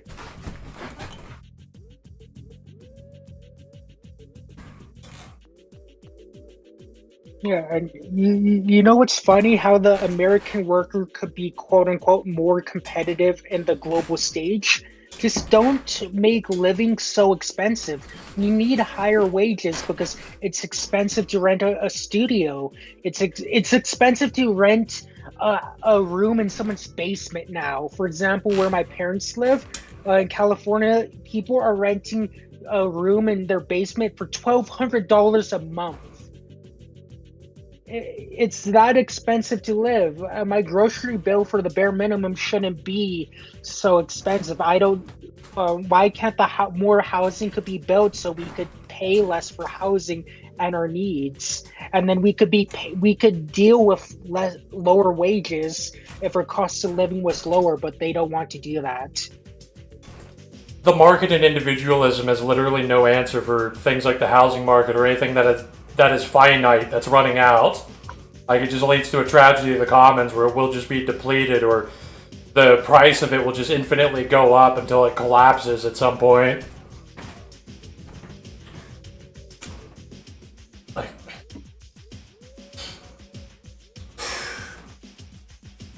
because like it's completely it's discoherent. There is no there's no vision of society. There's no vision or care about the about society itself. It's literally a bunch of individuals who don't care what's happening to everything beyond themselves. So you just have this individualist mass of people getting bailed out by the government whenever they inevitably degrade society by predating on people for their own interest.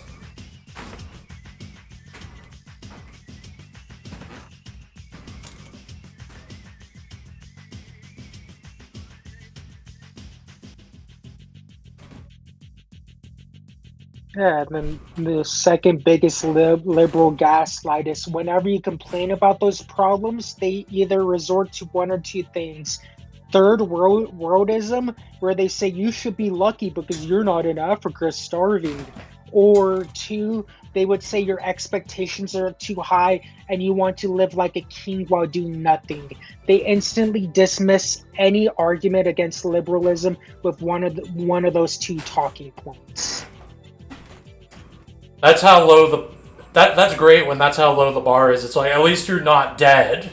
Okay, you're not dead. I'm raping you, but you're not dead.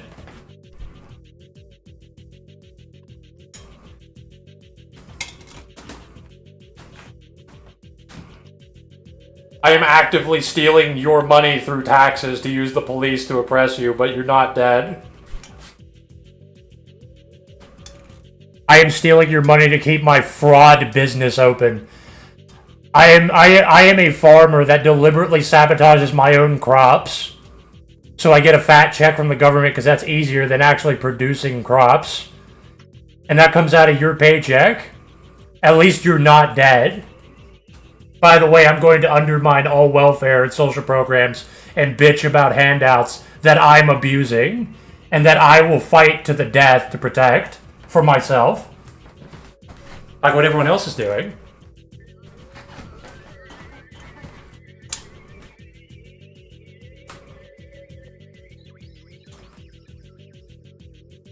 Yeah, it's funny, some of you might know more about me than this, but didn't Trump effectively made welfare in the United States a paradox where you have to work a certain amount of hours, but any job where you work that certain amount of hours, you get paid over the income threshold, where you're going to be poor, but you won't be able to get welfare. But you need to work to get welfare. But if you work the hours to get welfare, most likely you're going to be like $1 above the threshold where you qualify for welfare, where it's essentially a paradox. That is exactly what happens. They did that with food stamps. Yeah. You have to work a certain amount of hours that disqualifies you from the welfare that you were getting hours to get. Oh, and then while you're doing that, a farmer outside of town is getting paid to not grow crops.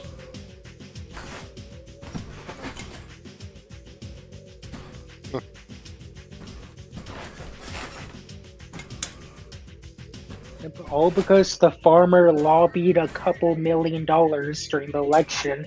They get what they want. them and tons of other people. Every fucker with money is like this is how like individualism leads to a collectively selfish society where nobody cares what's happening to anything beyond them. Everybody is collectively doing that.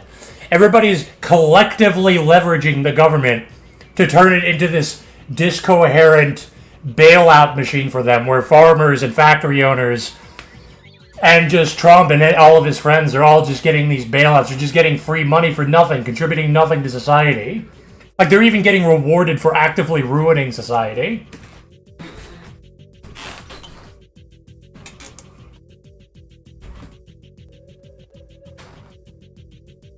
And as you already said, the losses are socialized where we have to deal with it. For example, you know what? I don't even feel bad. Those boomers have something coming this fall.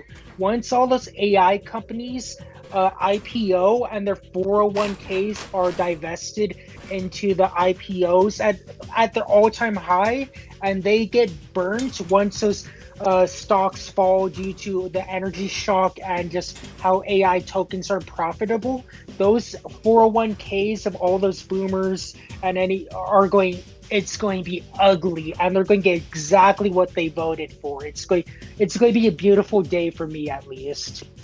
I remember hearing about that not too long ago. I heard something about 401ks being used to bail out the tech companies whenever, like, the bubble pops or something. Yeah, high level Anthropic, SpaceX, and OpenAI, they're IPOing because they could no longer find money, so they're just going to do the going out of business sale, where Trump is putting Americans' 401ks into SpaceX, Anthropic, and OpenAI's IPO, and we all know that's going to be at their all-time high. Like, SpaceX has yet to generate a profit, yet it's valued at $1.8 trillion for its IPO. The stock is going to be at its all-time high. Elon's going to sell it so he could become a trillionaire, and he's just going just scam con artists and run away. And all the boomers with their 401ks, they're going to be the ones suffering the most.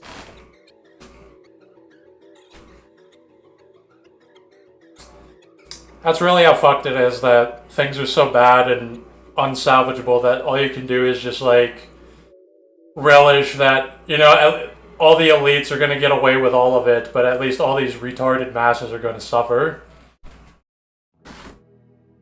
They're going to suffer for not caring, for being complicit and docile in all of it. Yep. Yeah. And someone talking about how the tech CEOs, some are moving to Argentina and Liechtenstein. Forgive me if I pronounce that wrong. Yeah, exactly. Peter Thiel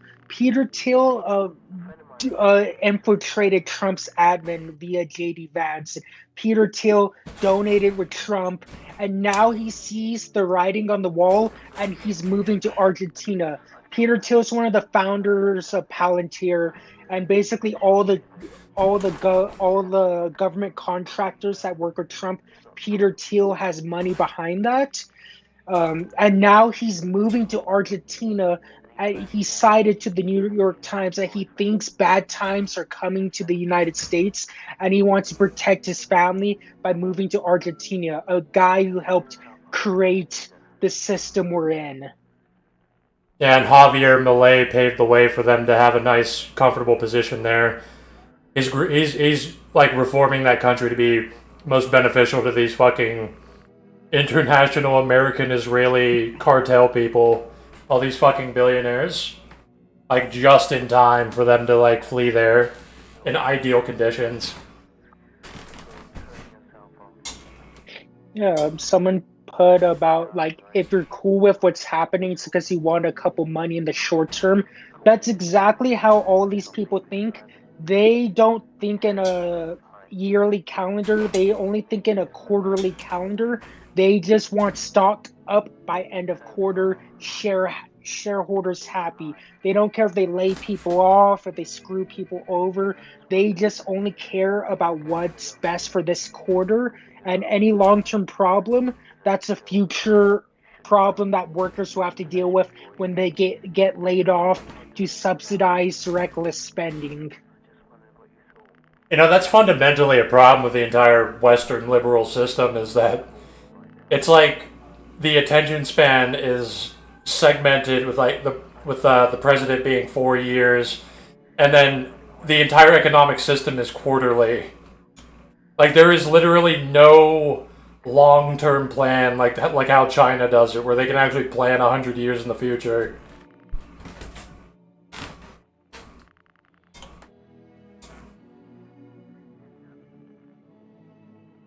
Like the entire system is completely fucked and unsalvageable in every way, and everything will just slowly get worse. And it's all people will just keep getting bailed out by the government, and everyone will be working harder. Everything will suck more. Your water is going to be toxic. I mean, Trump just reinstated fucking pollution from coal companies to dump all their toxic waste into the fucking rivers. Yeah, all your food's going to be cardboard and plastic. It's not going to be nourishing, and it's going to make you sick. And that's going to make you more dependent on medical treatments, which is going to make the GDP go up, so everything's fine.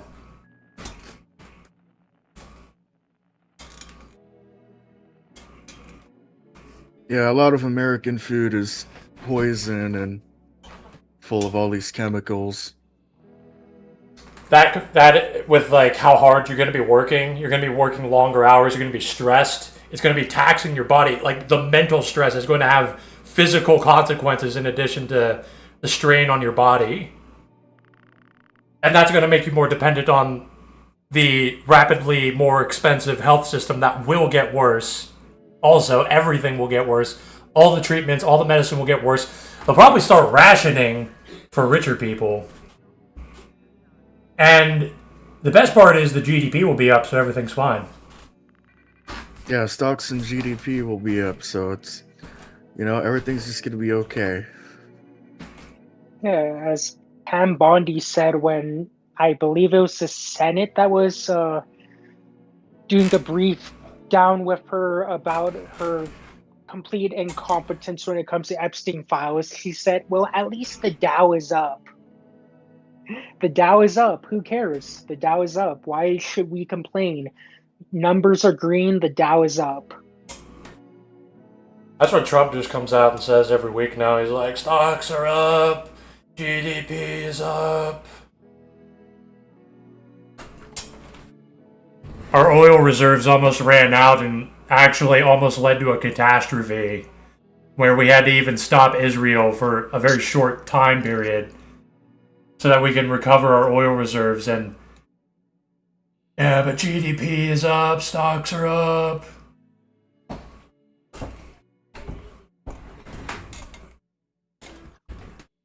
Oh, the beef industry is also getting fucked up.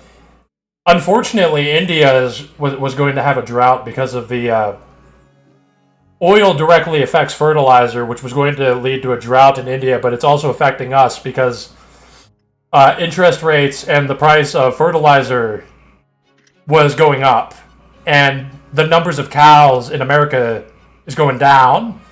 In addition to Trump defunding that one environmental agency that was supposed to stop like this like worm, spring worm, whatever it's called, that predates on cows, and now it's spreading to all the cattle. And the farmers said it's literally going to take many years to recover our cattle numbers. Like, stocks are up, GDP is up.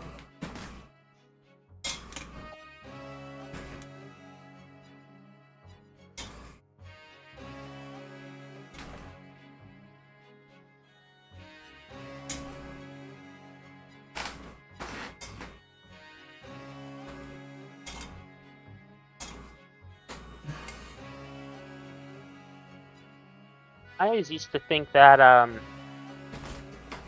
that a better economy meant more people could live better lives. It's all very easy to fix, but they're blatantly stupid and evil people in charge, where the plan is literally to design the system for maximum plunder and unaccountability. So, like, not only do they plunder you, they all get away with it. There's nobody even knows who's doing what anymore to even charge people.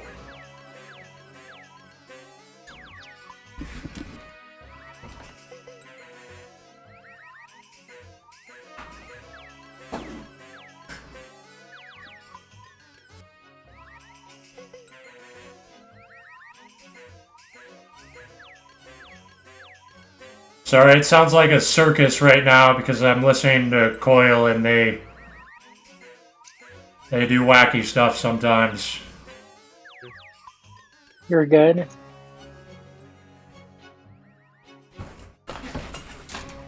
I think I sent you some places to look at where the staunchest liberal and liberal defenders would be. Did you check any of them out?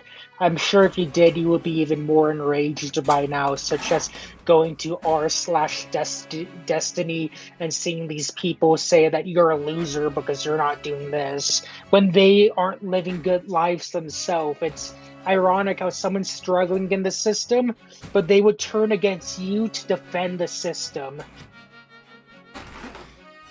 Yeah, because it's easy to do, and like they can literally create a projection of themselves that is attached to the system and all of its power without having to do anything.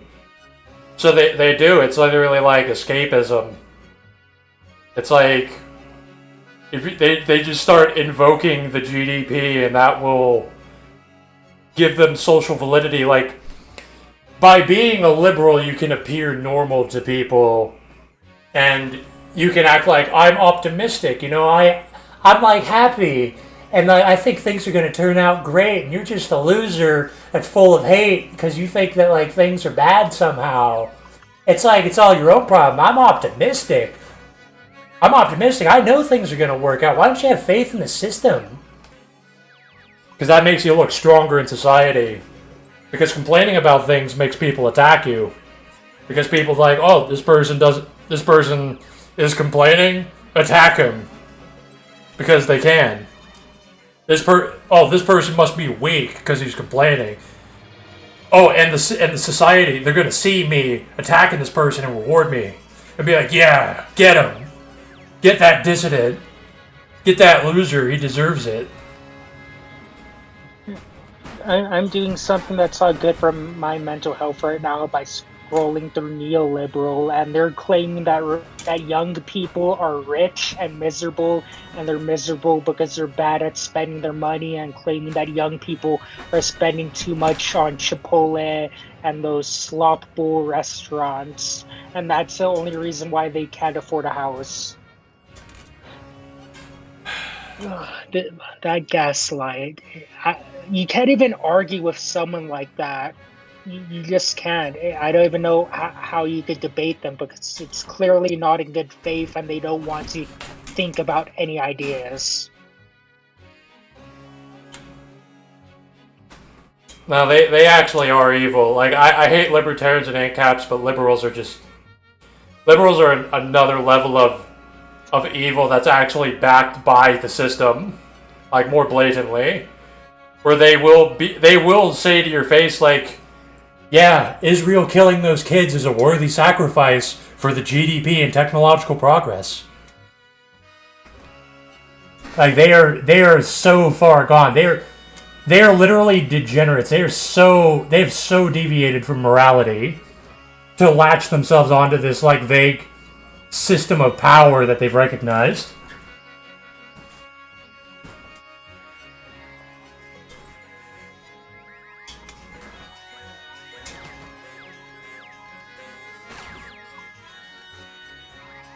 Yeah, it's ironic. Palestinians aren't allowed to make their own state, but just because they're not powerful enough. That's what liberals will argue.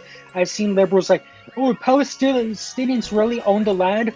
Why has there never been an official Palestine state? They've just been a British mandate, or they've been under the Ottoman Empire or occupied territory. It's their fault for not being smart enough and powerful enough. They believe that power should be the ultimate arbiter of what happens in the world. I'm like, the Israelis have learned how to navigate and go from nothing and build one of the most advanced states. So it's the Palestinians' fault for not using their head starts. That's some of the arguments I've read in liberal spaces. My God. Liberals are the only people that will like defend, like guys in these spheres, like the right wing spheres. They'll talk about how there's like these leftists that hate slavery and stuff, and they hate capitalism, and it's like, wait until you talk to a liberal that defends slavery, genocide, colonialism, Israel, capitalism, the stock market, bailouts for capitalists, all at once. Wait until you talk to a liberal, which these are not just individuals. They are a reflection of the larger system. Like they reflect the spirit of the system that believes these things. It's like, oh, you think alternatives to liberalism is good? How come Cuba's a shithole? How come Cuba's a shithole just because we've been sanctioning them and now we're actively trying to bomb and overthrow them for a century? Oh, Jews are the master race. Why Israel's so good? Like they just started from nothing. Like they just went in there and they just turned into a civilization. They didn't have help from the entire Western world. They weren't fucking grifting reparations from fucking Germany for like hundreds of billions of dollars. They didn't have the backing of the fucking of the technological world to just steamroll these fucking people literally living in mud clay huts. These people that like these brick houses, these like literally just normal these normal fucking goat farmers and shit. Yeah. Why didn't they just have the backing of the entire Western world, the international finance state order? Why didn't they just have that? They deserve to die.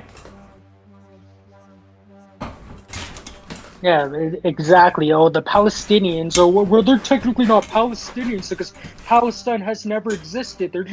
They claim they're just Arabs who live there. Despite, if you look at their DNA, I'm mispronouncing these things or get some inaccuracies, but they are descendants of the Canaanites and one other group that is native to the land. The Palestinian people, they just never had the chance to establish a state, but now they don't deserve any international law.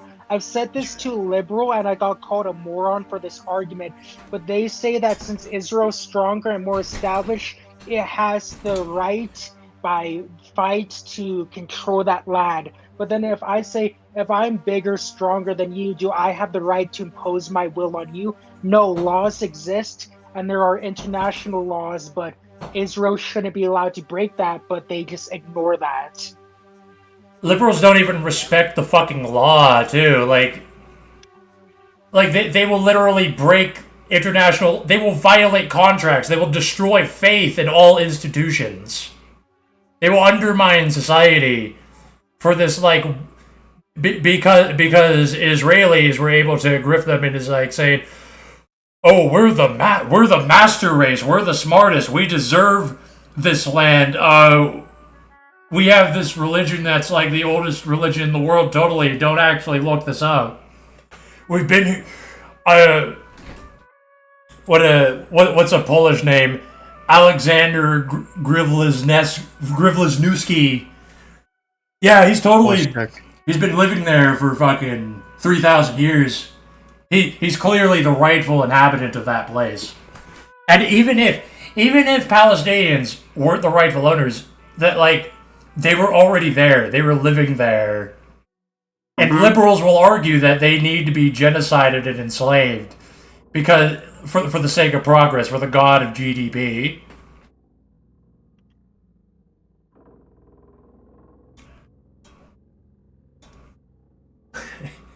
It's genuinely evil. Like let me reiterate, because people talk about leftists and stuff and mass immigration and anti-white stuff.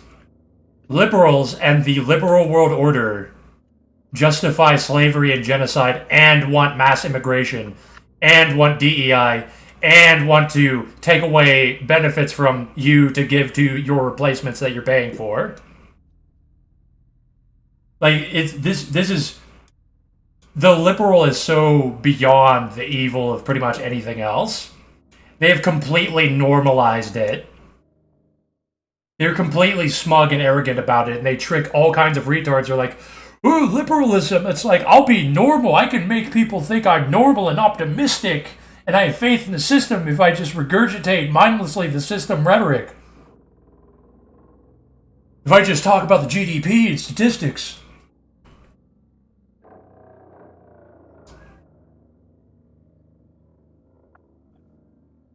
Yeah, I'm still a big time removed from that mindset, but oh my goodness, it's almost something we can't really communicate exactly. It's something that you have to hear the horse speak from its mouth to do it justice. How cruel and malicious they are towards a human just because of this idea that people should be free to destroy other people, despite quoting John Locke. Despite quoting Adam Smith, who was in favor of regulating the market to ensure that democracy could function.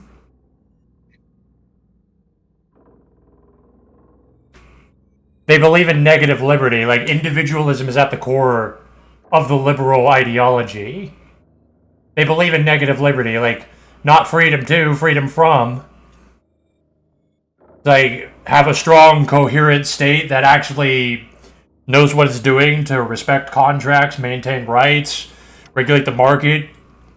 Wherever there needs to be competition, ensures there is competition, ensures that people actually want to live. But instead, the liberal mind is like, if the number goes up, everything's fine. If net worth is going up for the world's richest people, everything's good. Why are you complaining? It doesn't matter if the entire country is turning into like a collectively selfish hellhole where like the tax codes don't even make sense anymore because it's all these like conflicting policies and loopholes that benefit different people because all these people are lobbying the government. So like the average person suffers because like you don't even know how to deal with these fucking taxes anymore. And then your money's becoming fucking worthless because they're constantly bailing everybody out. You're like, there's dudes walking around in suits driving nice cars because they own a factory that's being solely kept open by the fucking government. And the liberal will point to that guy and be like, yeah, he's like working hard. He's pulling up his bootstraps. He's actually productive to society. You can learn a thing or two.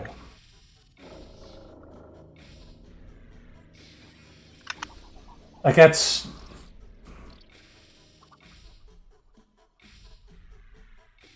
Yeah, liberals are like enemy number one.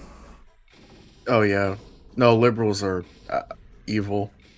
Everyone can all agree on that. You know, every single ideology, we can all shake hands and agree that liberals are just... Like, I mean, there's no words. we could have some semblance of the society we have now, except better, where there's companies and there's like democracies and stuff, but it has to be literally dominated by some sort of elite enlightened class that doesn't merely have their station because of like luck and material determinism.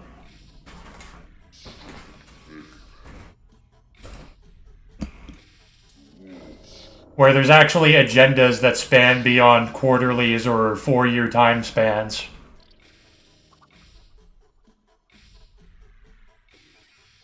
Like, but honestly, I will rather have anything. I will just whatever the support looks like. Monarchy, Stalinism, National Socialism. I would throw my hat to any of those over this bullshit. Yeah, Sam. Preferably, I would want my system, but I will settle for any of those.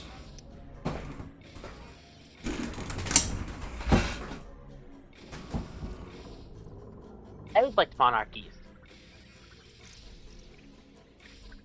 I like the idea of queen. Personally, I have my problems with it. I'm not on board entirely with it, but that would be preferable, like, because we don't even have egalitarianism or individualism right now.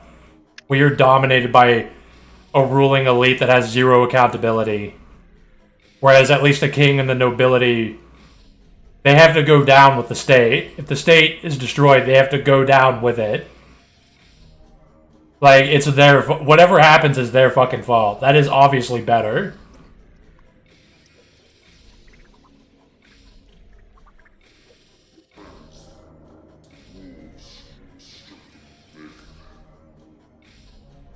Well, in a way, a lot of these people probably deserve to go down with the system or suffer. I mean,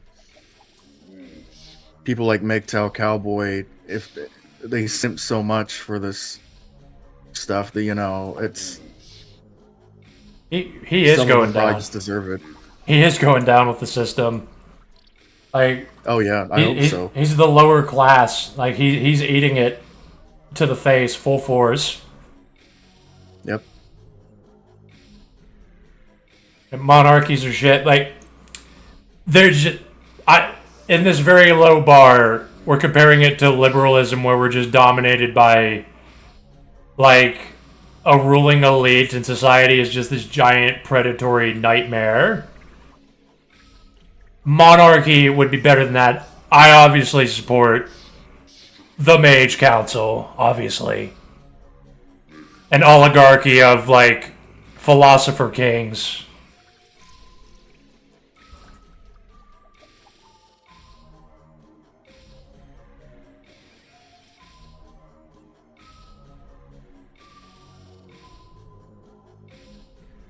But, you know, failing that, you know, I would support, I guess I would support Stalinism. I would support being annexed by China. I would support Nazi Germany. I would support the German Empire. I would support Napoleonic France. I would support monarchy with nobilities and stuff. I will take any of that. Ideally, I want the Mage Council. I want the Transcendental Oligarchy. But I will settle for these other things.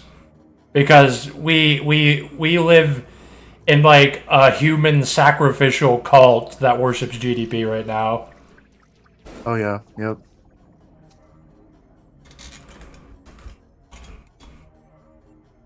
It's good to have a leader that you can trust and has the same kind of viewpoints as you.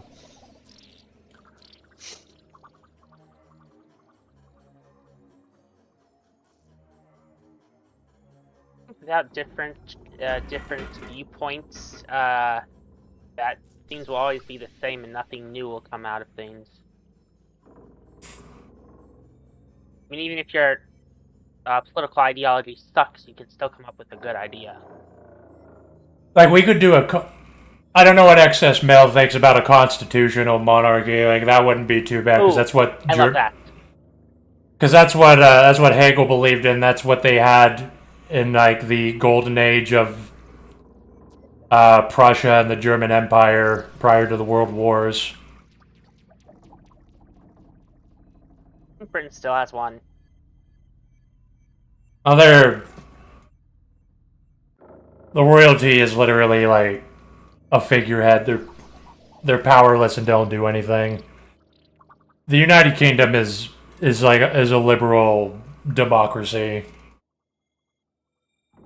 I think Denmark still has one. Actually, there's a few countries that survived their monarchies through World War One or Two. Denmark is one of them. Norway still does. I might be wrong. Sweden, I think. I'm not entirely sure. I know the Nordics kept quite a few of theirs. Yeah, like, retaining your royalty is one thing, but, like, they don't have any they don't have any real power, but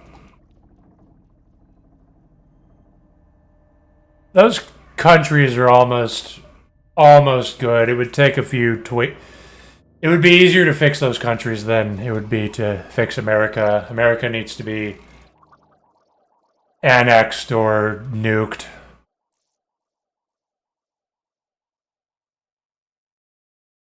Turn on your AC. I would love to, because I'm fucking sweating, but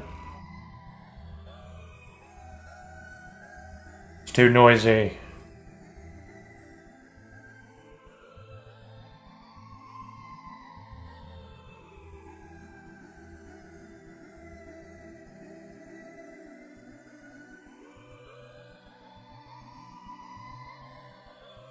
Like, the two, in the modern era, the two things that I think work better is the single party state and the Congress with absolute power that's democratically elected, like in China. And then the European parliamentary systems. Obviously, they still have big problems. China's dominated by a fucking ruling elite. Obviously. And Europe, obviously, has problems, but they're literally better than America. Oh yeah. Mm-hmm. Yeah. Like, America is just completely fucked. Only saved by fiat at this point. Yeah, we definitely have a grim future.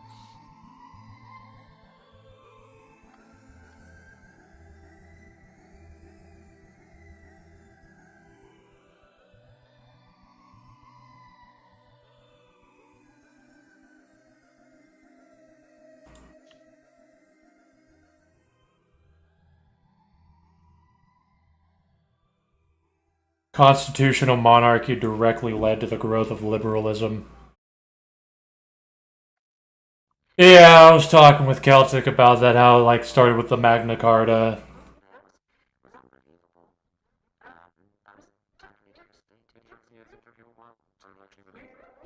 There has to be, like, a cutoff where you have to... I think we've learned from liberalism that you could reform some government and be like, look, we tried liberalism, so clearly there is an amount of absolute power that the state, as well as accountability that the state should have, that, like, we have to never compromise on, because it culminates into the nightmare liberalism of the United States.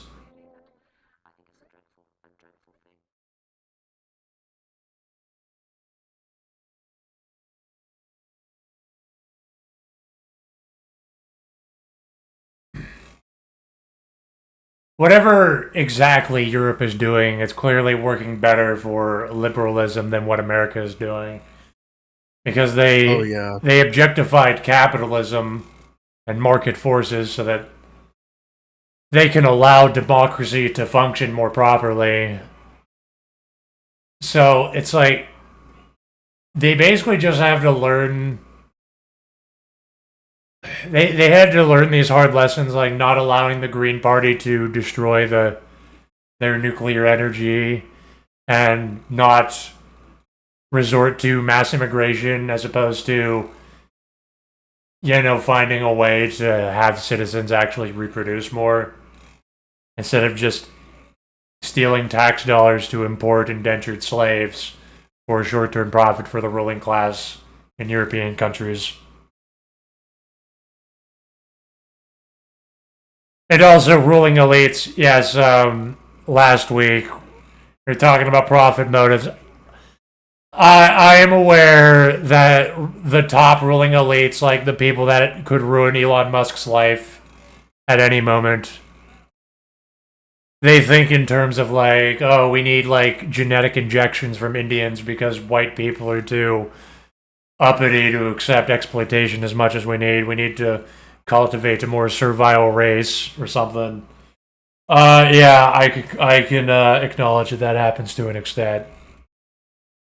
But most of the system is literally capitalists, like plundering everything, clawing at all wealth they can possibly get, which they all lobby the government to do things like import the entire country of India at your expense.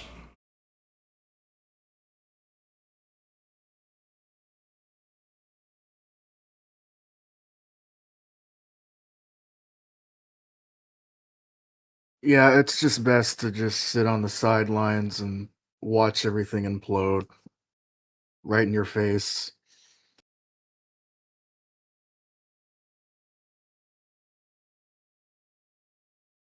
Yeah, that's what I'm doing. I'm just hiding while everything, blows over and gets worse forever. I will die before things stop getting worse. Yeah, I don't think I'm gonna live very long.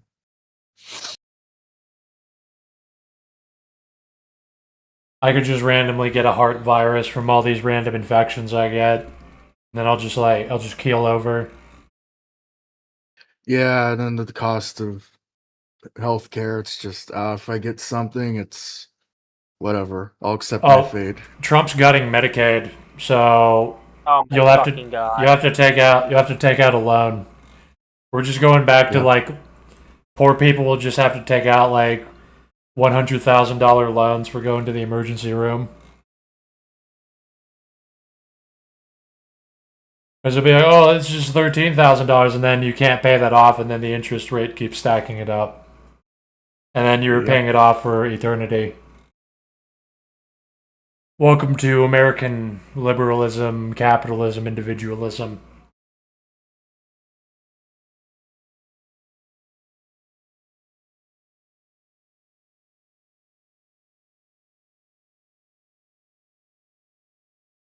I'm driving for Uber Eats right now, and the pay is like $3 for 30 minutes of driving. That's what capitalists want to trick you into doing, is using your own car. You brought like a lot of people like that. You just have to suck that dick, pretty much. You got to eat that shit sandwich. You need money now. A lot of single mothers fucking drive Uber Eats and DoorDash and shit, and it's completely unsustainable. But it's like, and and you're gonna lose half that money to gas or more. Oh yeah. And So don't forget about the insurance. yeah, Insurance too. and then obviously the car Car maintenance payments. when you're the Yep. car maintenance when you're because you're putting wear and tear into cars. You're gonna replace those tires. You're gonna replace a fuel valve. You're gonna replace suspension. You're gonna replace your brake rotors on all your wheels. Like, and this is just how the system works. It creates problems and then it sells you a solution that creates more problems.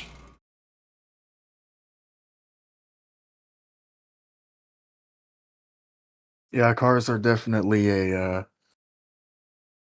financial trap for sure. I'm trying actually, I'm trying to just sit back for a little bit while my money grows in my bank account. So I don't want to start driving right now because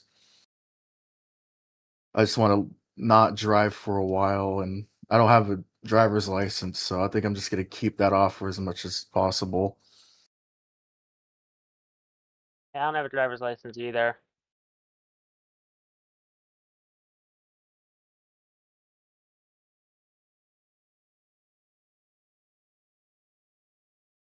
I drove for. I've driven for fucking 15 years, but I never drive now because I'm not putting more wear and tear on my car and I'm not buying gas. At least you're making money. My plan is I'm trying to. Like, my only plan for money right now is to try to publish this book and make like maybe $100 or something to help Yeah, buy food. that's good. I mean, a lot of my I get maybe $100 a month or so. It's just from the CDs in my bank account. It's not much, but you need money to make money. So one of my relatives died, and so I got some inheritance from that, and trying to save it for as long as possible and be careful with it. Because I don't think I can work at all, honestly. I think I am way too mentally not well enough to really work a lot of jobs, I believe. I will probably, if I'm not being like sheltered and paid for, I'm probably like I can work. I can work on stuff. I do have skills and I can do stuff, but actually working an 8-hour job or more a day, even 4 hours, stacking boxes is the entire fucking time. I like my brain is not where it was years ago when I was wage cucking. I will probably just Oh, be unable to live in society. yeah, same.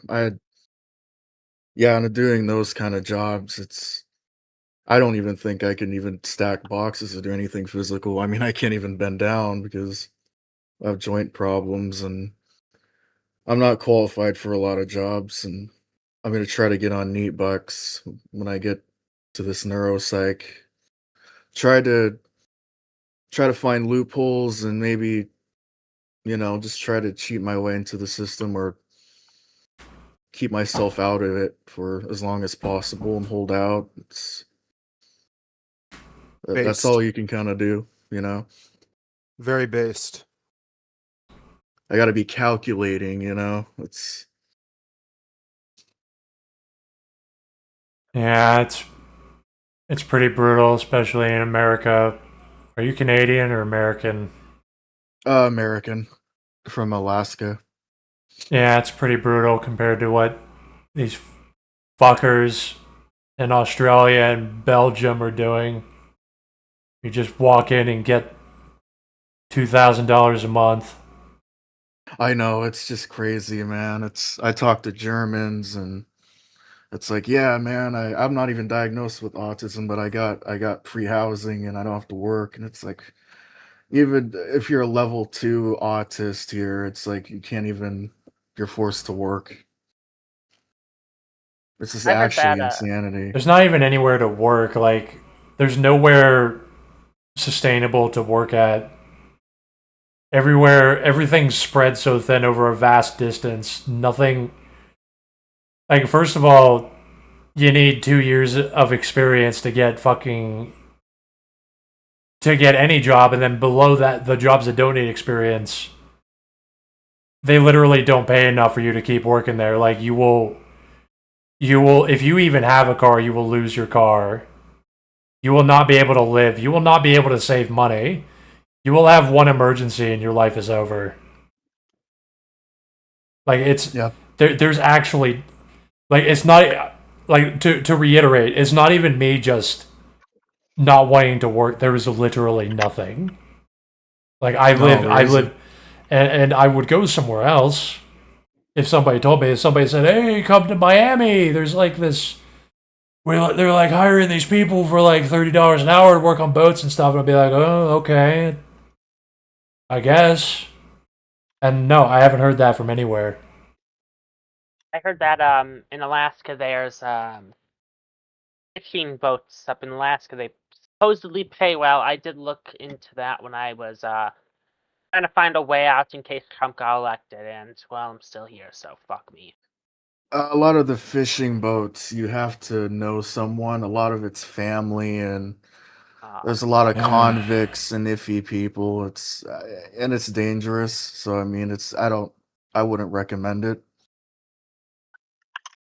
Yeah, Very there's physical too. there's always a catch. Yeah, Nothing even that's sounds exactly it. good in the most impoverished fucking way. Not Yeah. like nothing's actually as good as it sounds, even bare bones. Yep. It's literally like I'm literally better off just like being homeless or just like turning into an animal and just allowing myself to fall apart than work at these fucking shitty, underpaid, overworked, exhausting jobs that my car will break down trying to go to it. Yeah, not make enough money to feed yourself poison food for the next day. It's just a cycle. It's a loop. Like people here in my position where you're born poor and you don't have any connections, they're just wage cocking and they can't even save money. They're just trapped forever. They're just working to live, and they're stupid normies. So all they can think through is the system offered to them by the system itself. All they can think through is like, oh, money is good, like working is good because people told me that, and like I have to care about what people think, and I need to like save up to go to a concert eventually in a year from now, and that's it. Like that's all. They can't even reason their way out of it. Oh yeah. And the kind of people that brag about hard work. Oh, I had worked hard all my life. Look at, they wear a badge. They wear it as a badge of honor. Then they're still kind of poor. They're not. They're still just very gloaty, and they look down on other people that can't work or don't have the means to. It's just those kind of people deserve everything bad that happens to them. The average person is like an edgy, psychotic loser that like you get told that like these kinds of people only exist on the internet. The average person is literally like an edgelord that will do bad things if they can get away with it because their entire existence is just being negated, just being reduced into nothingness, and all productive means of being real is monopolized by these shitty jobs. Like you can't do anything productive at all. So all you can do is tear other people down. All you can do is attack other people in order to be real. Like that's all you can do to expand your being is to like try to find things of value that are vulnerable to attack.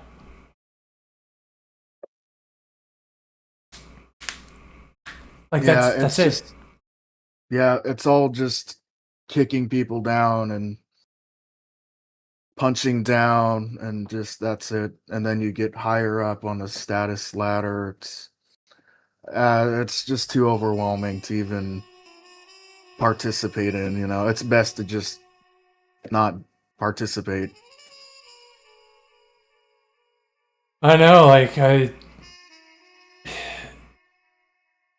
it's you're nothing anyway. I was getting humiliated. I was getting laughed at for fucking being a wage cock. I was called a loser. It's like I'm a loser working. I'm a loser not working. Why the fuck? What the fuck does it matter to me?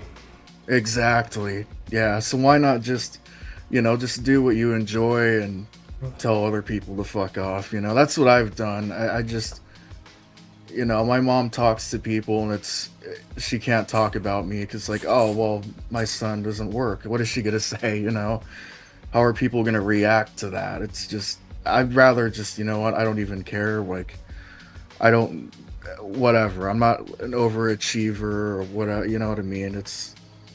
I don't even care anymore. I'm just here and doing my own thing, enjoying what I do.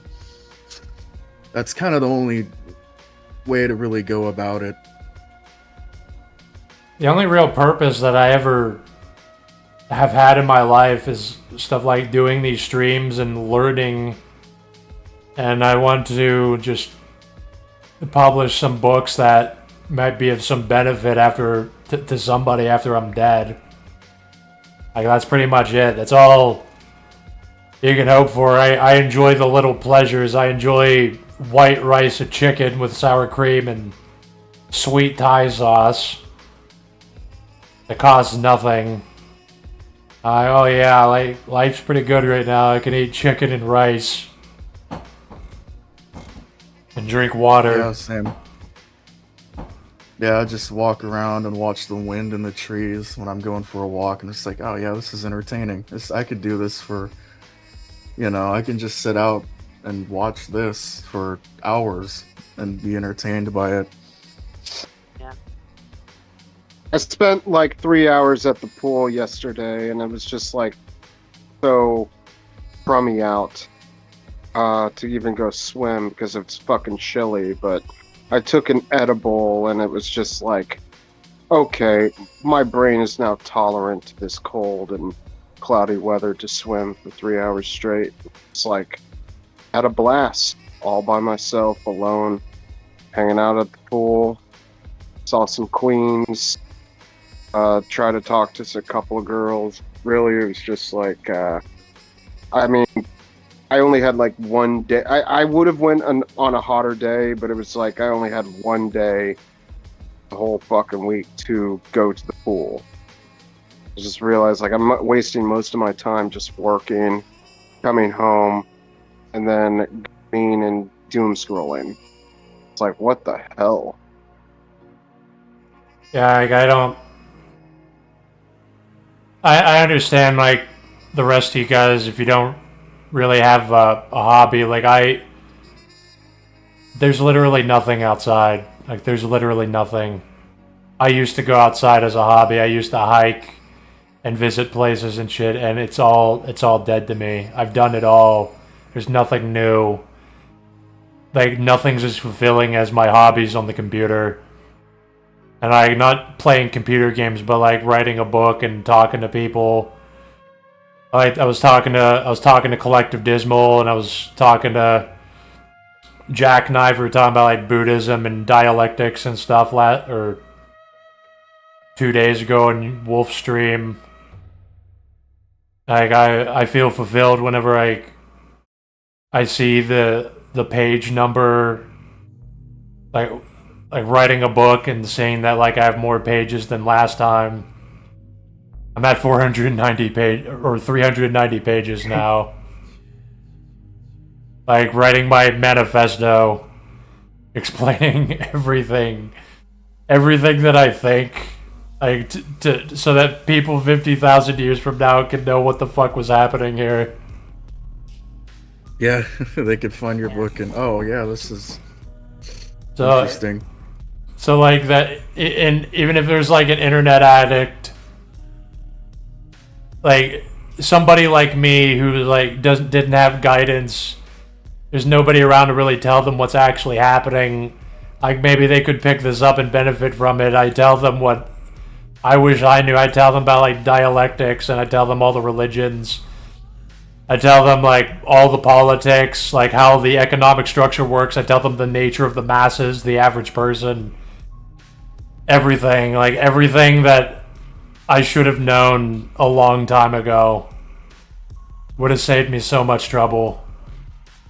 Like this is what fulfills me, and I get that like other people don't have stuff like this. You can't just tell people to like, dude, just get a hobby, just like start painting. It's like it has to actually matter to you.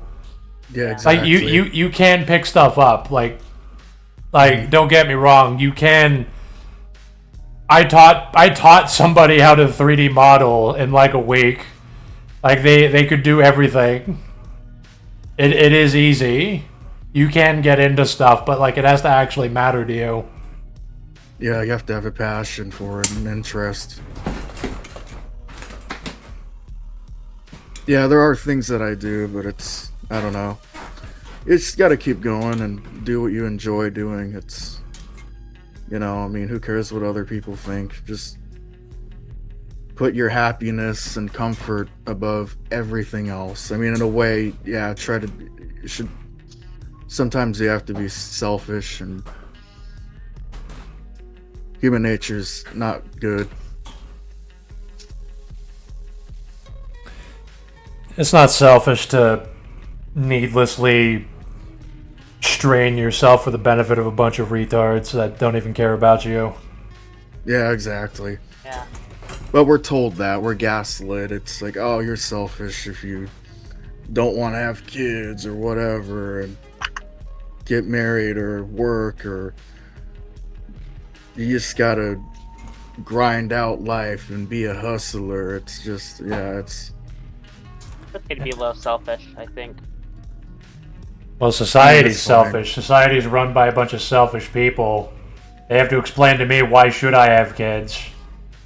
Like, why should I slave away so that some useless fucking parasite who was lucky enough to be born rich and have insider trading access with the government and bailouts, why should I slave away for that? Exactly. Why should I don't need to. Why should I doom a life to be a slave in this shit? Like, if I have a kid, he's just gonna work at UPS or die. Yep.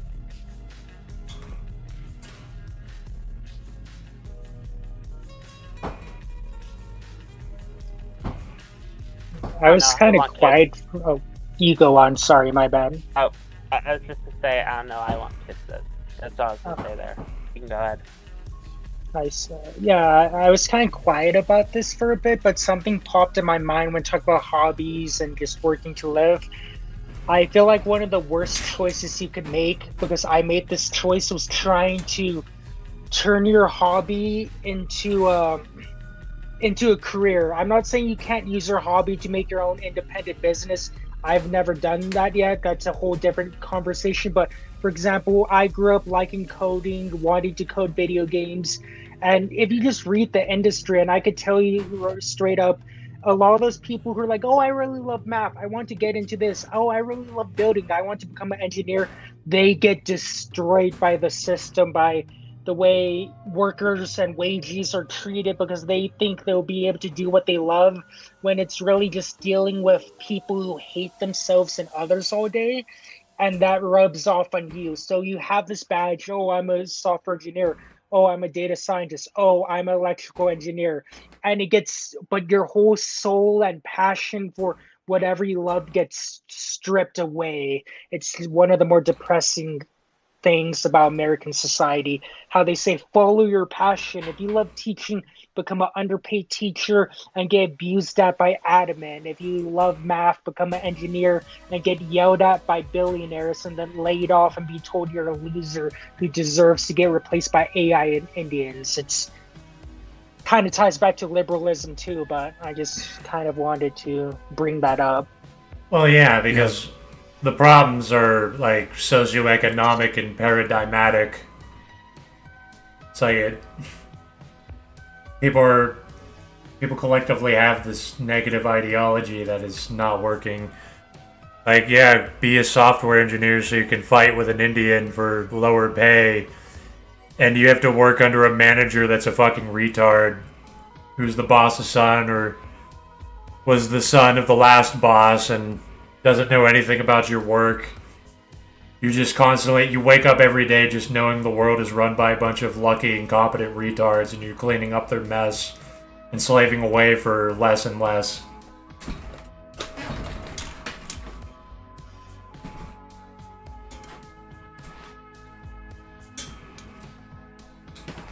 Like that would be consistently the story I would hear, talking to software engineers, talking to people doing actually skilled work in hospitals and stuff. They're just talking about how all the managers are just fucking retarded. They're literally like I said earlier, like that hospital run by this fucking blonde college girl that parties and gets fucked. She knows literally nothing about the medical field. And she's running a fucking hospital. Yeah, Jesus. That's just insanity. I've heard a lot of bad things about hospitals. I mean, I'm interested in like medical stuff. I kind of wanted to be a doctor when I was little, but obviously I'm just not smart enough and not good with society in general, so. Well, a lot of medical staff are just, I mean, they're not, you don't have to be smart to be that. You just have to go through the grind and memorize these things painfully over and over, and then you get to work in a fucking toxic workplace, people gossiping about each other, incompetent management, people needlessly making things worse just knowing that the world is corrupt and ruled by useless parasites that everybody says are productive members of society. Like, I had very reasonable ambitions I could never pursue. Like, I just wanted to... I always fantasized about, like, being a systems administrator, just looking over servers and shit, but that was way beyond what's capable for, like, if you're born in the Rust Belt, poor, with no connections, like, you can go get your computer science degree and it doesn't even fucking matter. Yeah, You won't get that job. Yeah, it's all about knowing people, and it's not. Yeah, I don't know. I just do things that you enjoy doing, and that's kind of the way to go if you can. You're gonna die regardless. Like, you have to. You can change your outlook to some extent without being delusional. Like, I do try to, like, I count my blessings. I'm like, yeah, things are really, really, really, really bad and will get worse in every way. Oh yeah. But I try to, like, appreciate it a bit more and try to be a bit happier about it. Yep. Just happy about the smaller things, and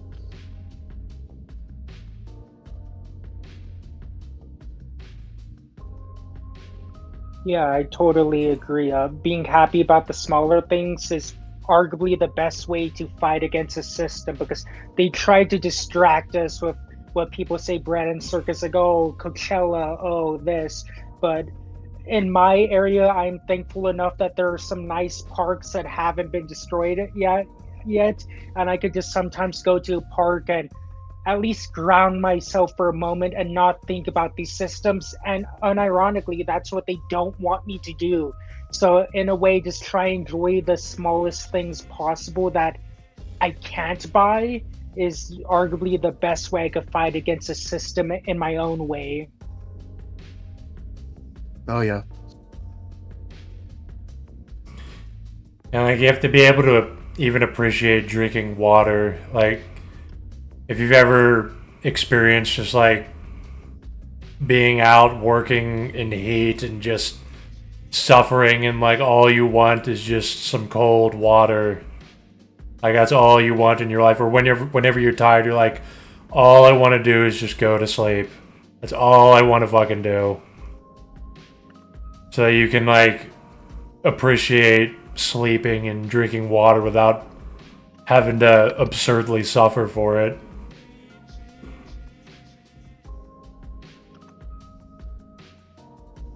Like, I've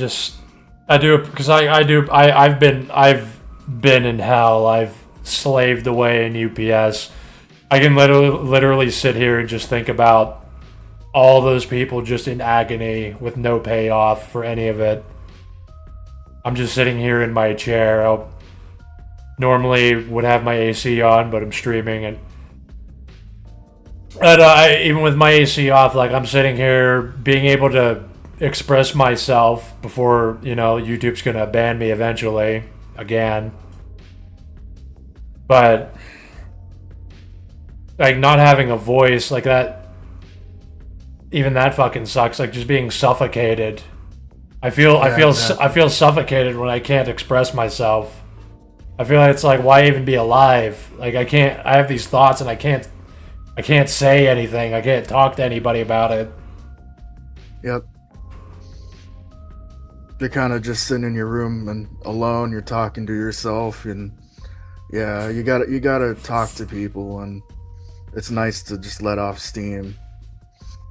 Yeah, like, we want recognition, but you eventually want recognition from people that matter. You don't care about recognition, like, you don't care what someone thinks about philosophy if they're a retard that like doesn't even know, not even a scholar, like doesn't know like an average normie. Where if you talk about like being and nothing with them, or like, you know, what is morality, they'll be like, you know, it's all about making it through the day. That's exactly it. You can't talk to normies, man. It's Because they don't even believe that. Like, they're just regurgitating that. They learned that rote. That's a meaningless sentence. Because if like Collective Dismal said it's all about making it through the day, I would hold so much more meaning to that whenever compared to a normie who I know is saying that mindlessly. Yep.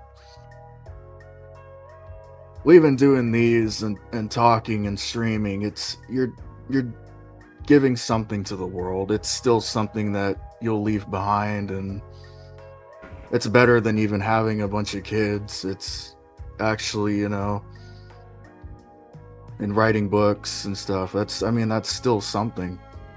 Well, reproduction's only one form of a spiritual legacy. Like, whenever you are confronted with death, people start to realize, like, how can I continue to exist beyond my physical form? And they start thinking about, like, a legacy or works or something. Most people don't even do this. Like, boomers will just die, be like, fuck everybody. Yeah, I hate my son. He doesn't deserve it. He didn't work hard like I did. Thankfully, my dad's not that way, but other people tell me about theirs. And, yeah, like, reproduction is something you learn to care about. It's not something Yeah, I think innate so to you. too. Yeah. No, like, literally, like, space and time are not something that you innately care about or know. You have to learn it. Like, reproduction is literally something you have to learn about because biology tricks people into reproducing. It tricks animals. Exactly. Yep. Through, like, Sex and stuff. it feels good to rub your genitals on things. Like, you have an ache in your dick to rub it on things, and then that accidentally leads to reproduction. That's how it actually happens. They don't give a fuck about reproduction. That is something learned. That is something, like, spiritual. That's a spiritual continuance. And you can do the same thing with, like, leaving an impact on somebody, publishing a book, making something great, building a monument, even if it will all turn to dust. Eventually, the whole planet will just die. All the stars will die after you die. Time isn't even there for you to perceive it anymore. Everything just goes out. Yep. People fuck around for some years after you die, but then it's all dust.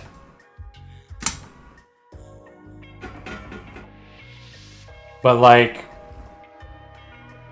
because we hold this, like, absolution to, like, I want to believe that truth exists. I try to be truthful.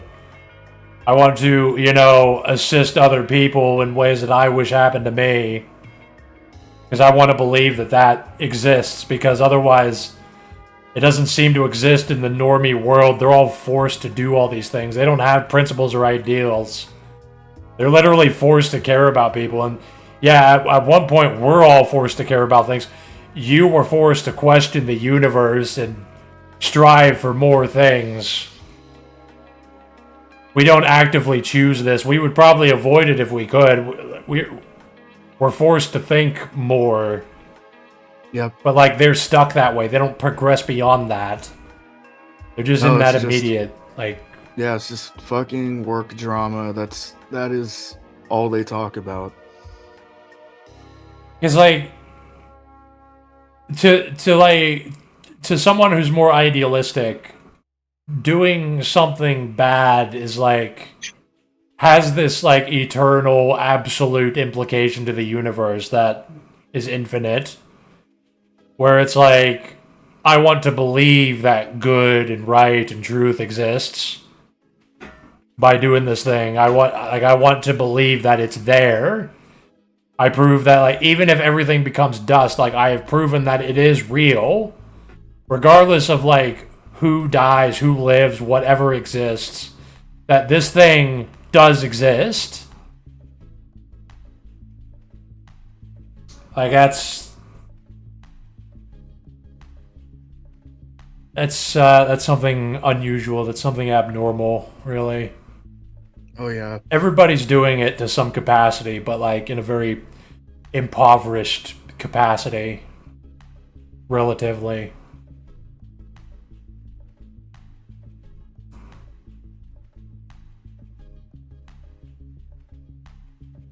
It's like if you're in a good relationship, or if you, like, even platonically, you're like, I want to, like, do good things for somebody to prove that love exists.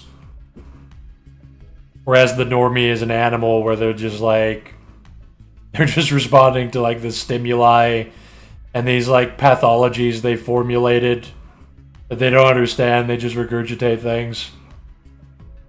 Yep.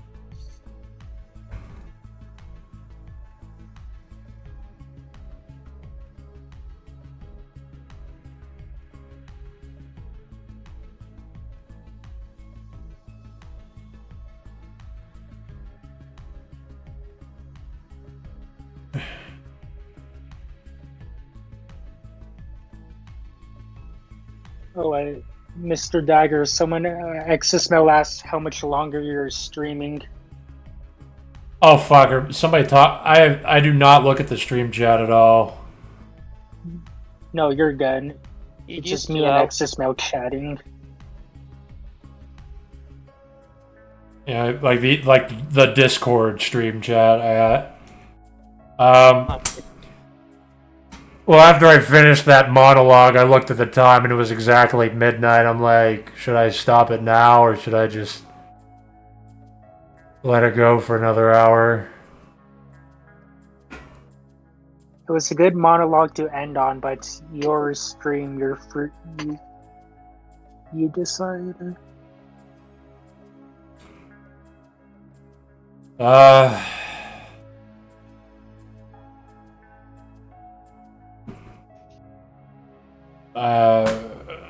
shit.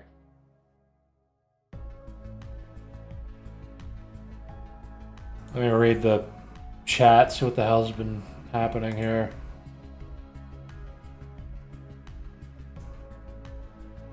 Yeah, you guys have been talking back and forth. Oh, wait. Oh, okay. Yeah, you guys have literally... Like, XS Mail's been talking in here. I don't normally read the channel attached to the voice chat. I never do. Like, I forget that it's even there.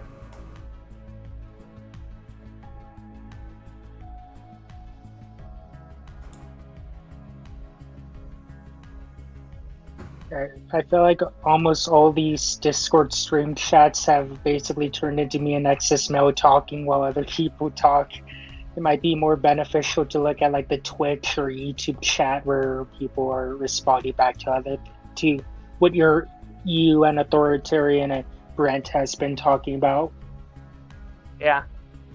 That's when I normally have like a panel for the chat pulled up on my other monitor. I just casually look at it. You still stream on the Twitch though? I have it, apparently not. I have it set to also stream on Twitch, but it doesn't work for some reason, so... You have a Kick account too, right, Dags?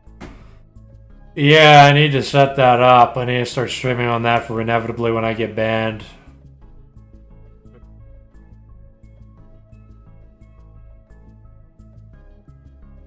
I don't necessarily think anything you will say will get you banned, Dags. More so other. They don't need a reason anymore. They'll just ban you.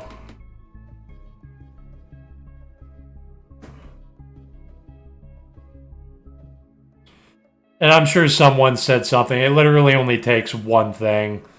They'll have some retard in a third world country that gets pinged by a chat bot analyzing the video.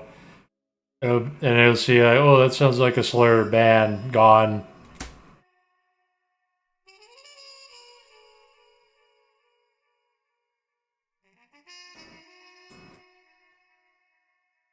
Like not even they don't even really do strikes. It's like literally if you ever like get flagged ever, you're gone. Just it's over.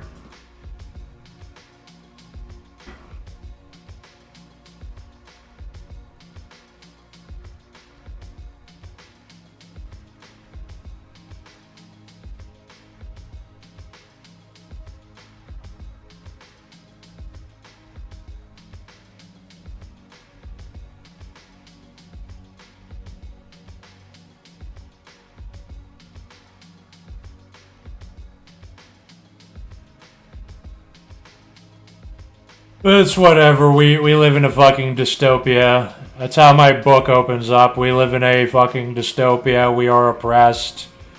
We are underground. We are being stomped out and made to kill ourselves and shit. That's just the way things are. That's what it's like to live in a dystopia.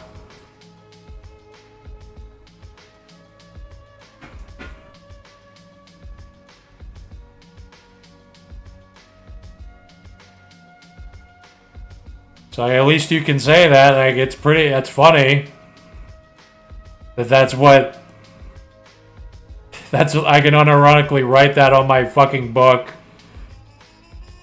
It's like so somebody can look at it and be like, why should I read this? And it opens up with like this is literally like the underground shit that is being censored, wiped out, erased from all records by a fucking evil, dystopian, absurd system.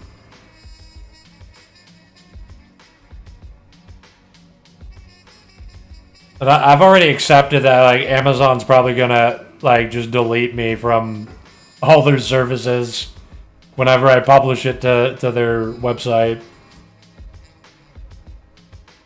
So I just fuck it. Like it's just gonna happen.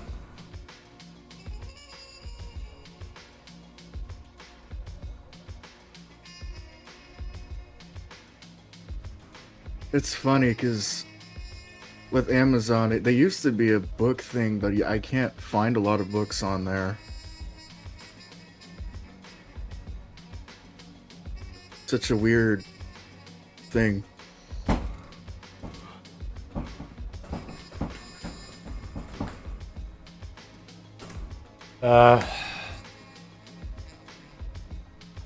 I guess if like the algorithm doesn't consider you a book reader, it'll like hide it from you or some shit. Yeah, I get most of my books from thrift stores and other websites. If you just like look up a book or something on Amazon, they'll start like suggesting them to you. Usually how it works. Most things.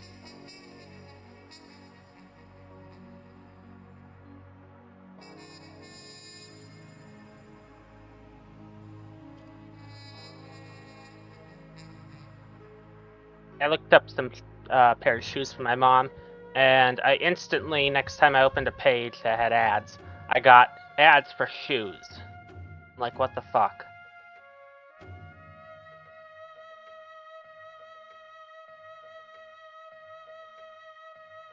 I haven't gotten an ad in years.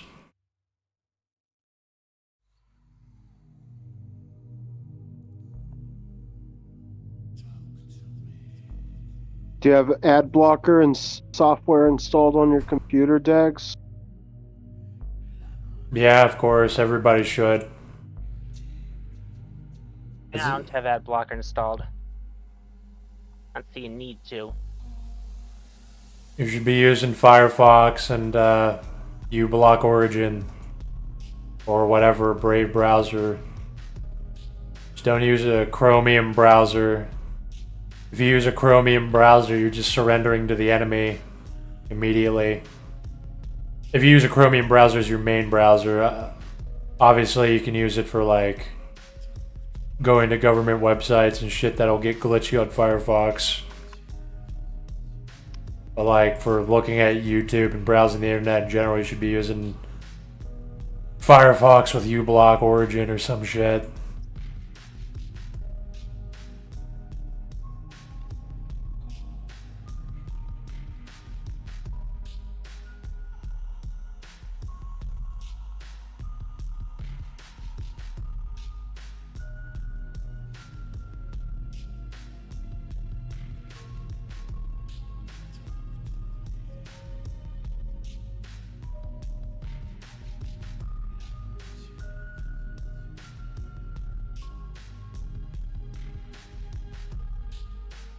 Going off of that, I'm one of those people who I might take it so far where I hate these companies so much that I've tried to use any what they call FOSS, free and open source software, where it's not going profit off me.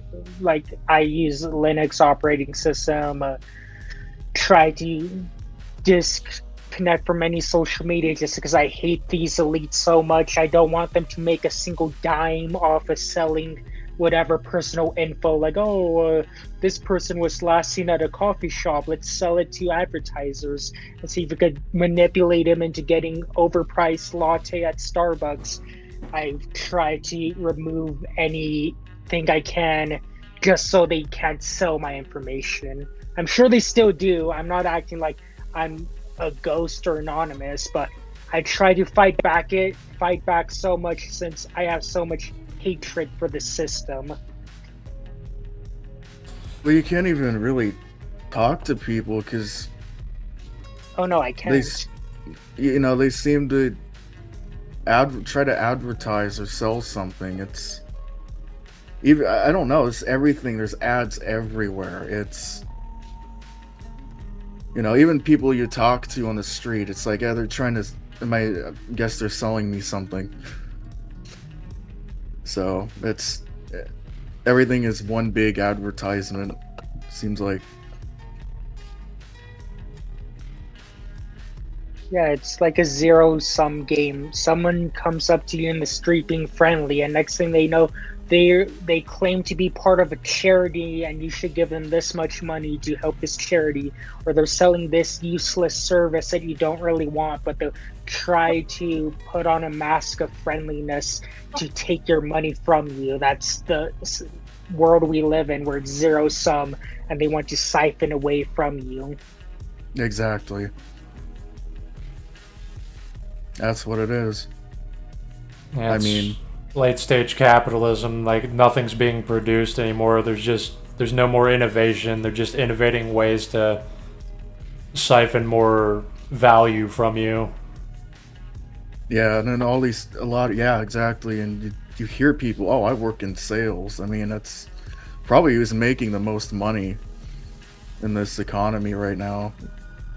There's one Probably guy, working in sales. There's one guy I ended up meeting on the street when I was just walking one day. He was asking where the weed store is. I showed him over there. He wanted a drink, so I gave him some water from my house, and he mentioned like he and his brother do a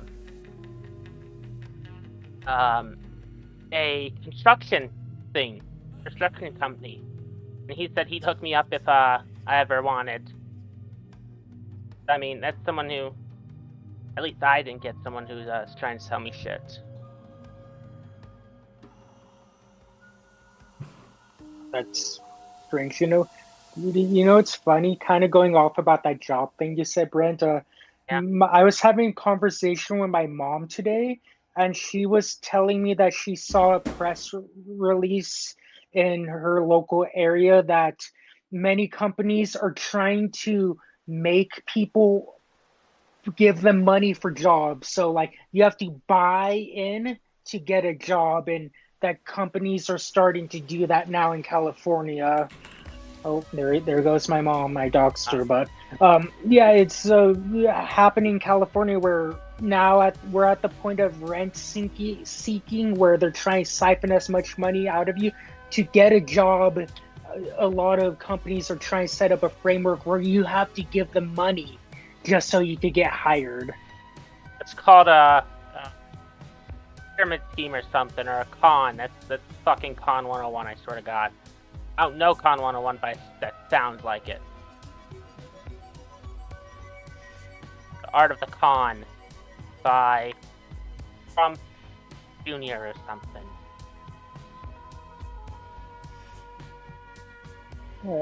And just...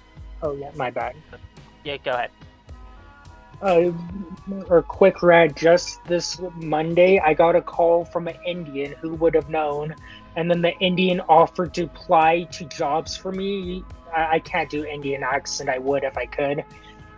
He offered to apply to jobs for me and telling me that all I need to do is give him $100 right now, and he'll tell me he'll get me a six-figure job, and after I get that job, I just owe him $9,000 that could be made in different payments.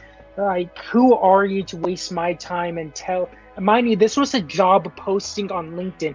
I applied to a job on LinkedIn, and they used my information to contact me and waste my time. At first, it sounded like a job interview. I mean, like a recruiting screen for a job.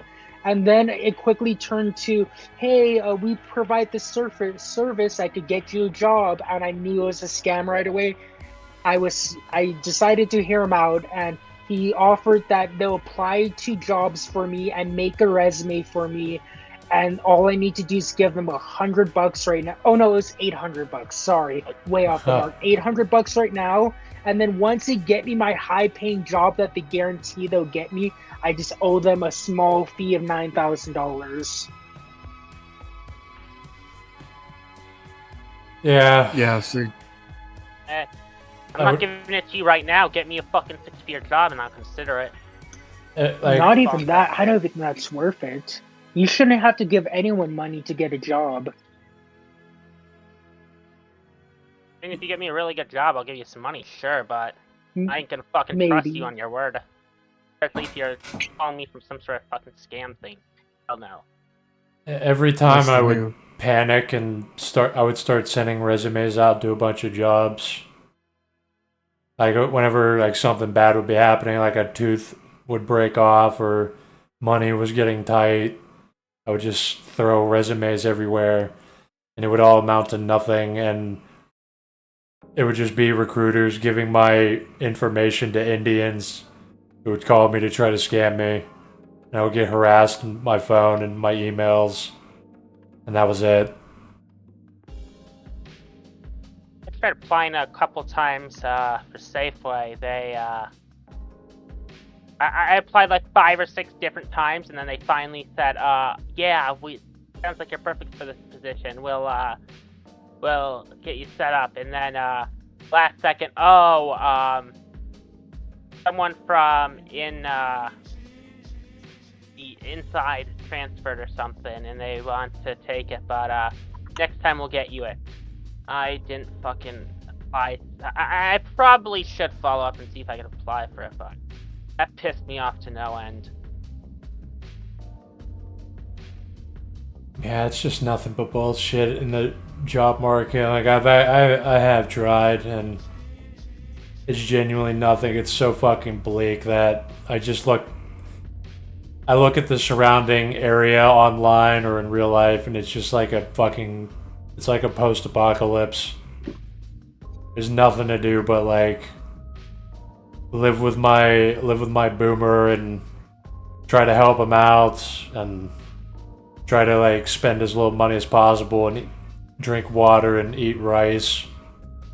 And that's better than whatever fucking nightmares are out there now. It just gets worse.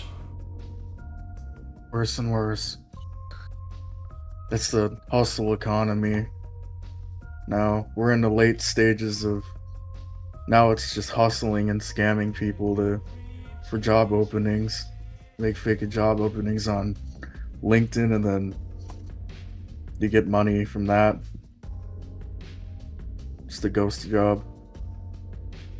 That's so bad that people have to scam job seekers. That's just another market to get into, I guess. It's booming. Fake job listings. Yeah, to expand on the hustle culture thing, I feel like since Andrew Tate blew up, these people just have no care for how a society should work. They just say, oh, everyone should just become a hustler and do AI copywriting or make fake AI apps and try to sell them. They just believe the whole system should just be some BS, or do AI TikToks.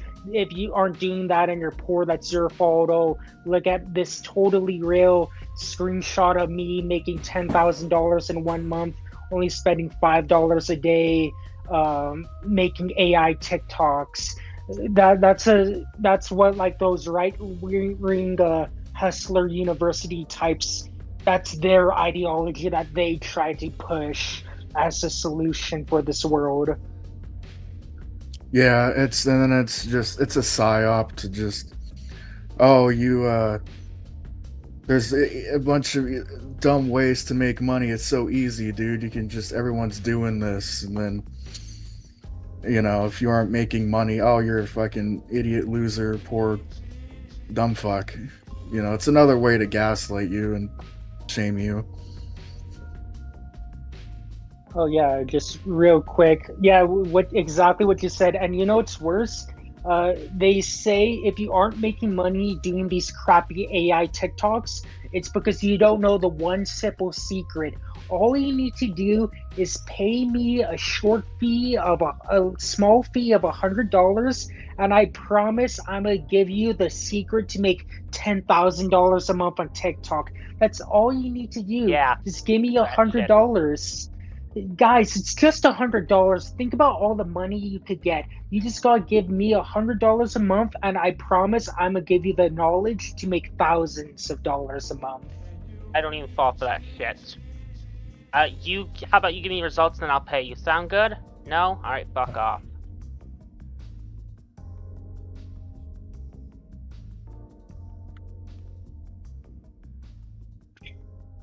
Give money to make money. That's The schemes are like so easy to detect too. I don't know who the hell they think they're tricking. It's the new version of the Nigerian prince scheme. I've checked my emails. I'm still waiting for the Nigerian prince scheme. I want to get it just to laugh and tell people I did. I haven't done a Nigerian prince scam thing yet. You go on YouTube and then it's just all these COD commentary channels talking about, oh well, I did this, dude. I made some money off of this AI app or this fucking stocks or whatever, and then AI does everything for me, and then that's just drop shipping. It's just all they show you the outliers. It's like, oh yeah, they're making it, so why can't you, man? It's more just to make you feel bad about yourself and try to put blame on you and call you lazy. Yeah, the system is so atomizing that all the rhetoric it uses to suppress dissidents is atomizing too. It's like it's all you are alone, all the connections you've made are not real. Yeah, you're exactly. You're hallucinating, you're crazy.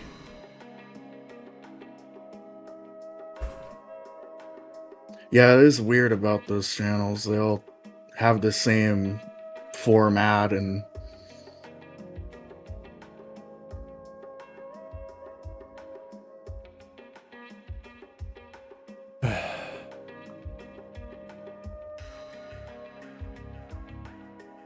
and most of the retards doing them aren't even making any money. They're hoping that the hustle kicks in at some point. yeah. Like every hustle you see, every scam, every influencer, most people doing that are failing it. Exactly, yep. Why would they be asking you for money if they weren't? Oh, they'll be asking you for money even if they're a billionaire. Yeah, still. Trump asks people for money. He asks for fucking donations and it goes into his family's treasury.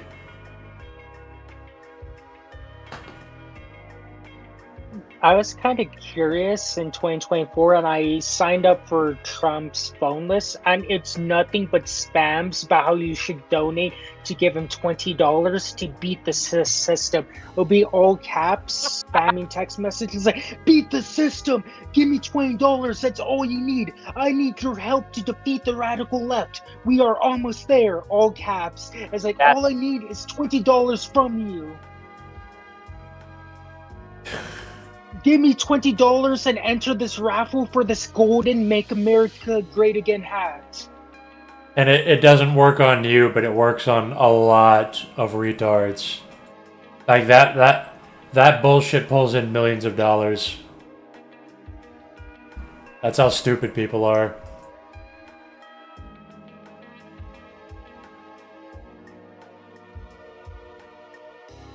Yeah, I would give Bernie Sanders more credit because I'm also in his phone number list, and he just basically only talks about events. And sometimes if there's an event nearby, volunteering. It's not him begging for your money to defeat the system. Of course, he might be, oh, we gotta defeat the oligarchs. Go to this event, listen to the music, have a gay pride thing. We'll defeat the oligarchs. Like it's ultimately pointless, but at least it's more tasteful compared to Trump. Yeah. Well, Trump in general just made the corruption in politics a complete joke. There's no finesse to it. Because the corruption and all this bad shit was happening for decades before him, he just made it all obvious. And obviously is doing it more.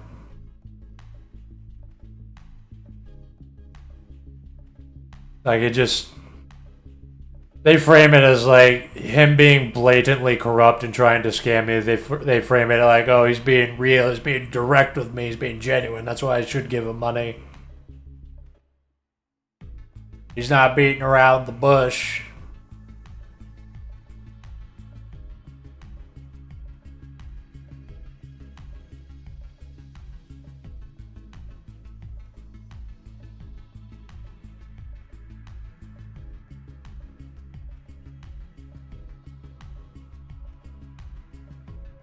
Do I know the drama of the quartering incident? No. I know the E-Celeb and I do not. I barely even know who that is. I confuse them with other E-Celebs, so I don't even know who that is. I don't really follow these celebs. Yeah. The only E-Celebs I follow now are kind of in this circle.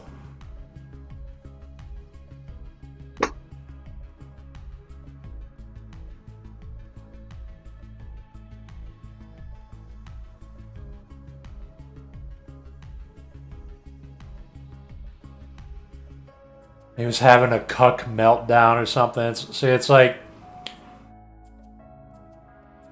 Yeah, that's like weird, but it's like, I don't care about that guy. So I don't even, like, that doesn't even mean anything to me. Like, like crazy things happening to somebody or somebody being humiliated, that only matters if you ascribe value to them. Because...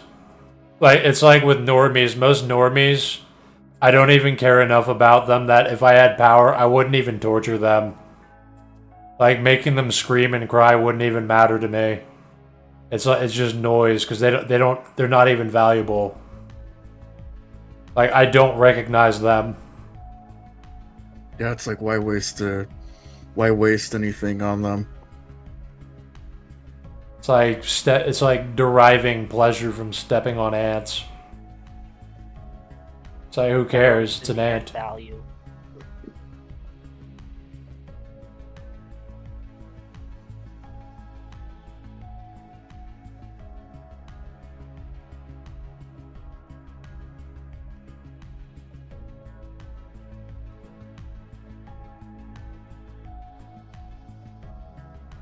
Like, all these E-Celebs should just be removed and replaced by us, but, you know, we don't live in that world.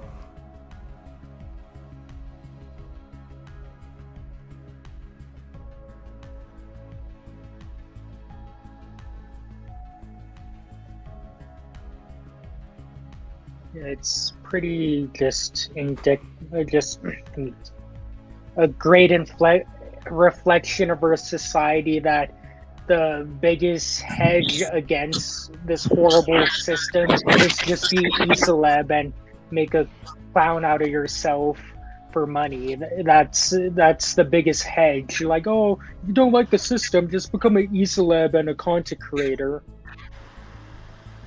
And get banned repeatedly if you say anything of substance.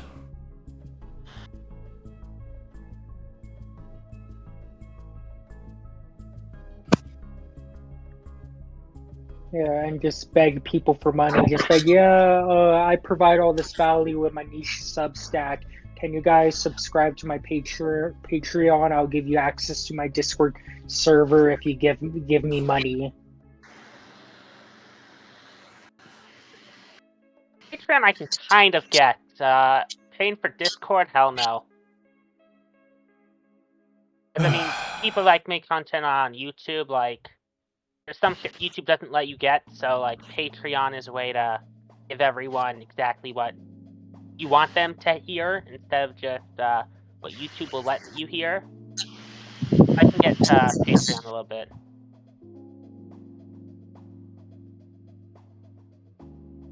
That's fair. I agree with you there in that framing.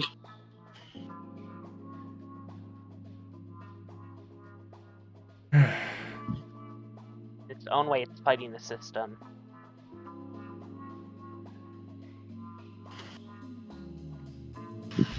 I mean, like, you can ask for money and shit, but you have to actually be justifying it. Like, not just scamming things like, what difference are you making in the fucking world?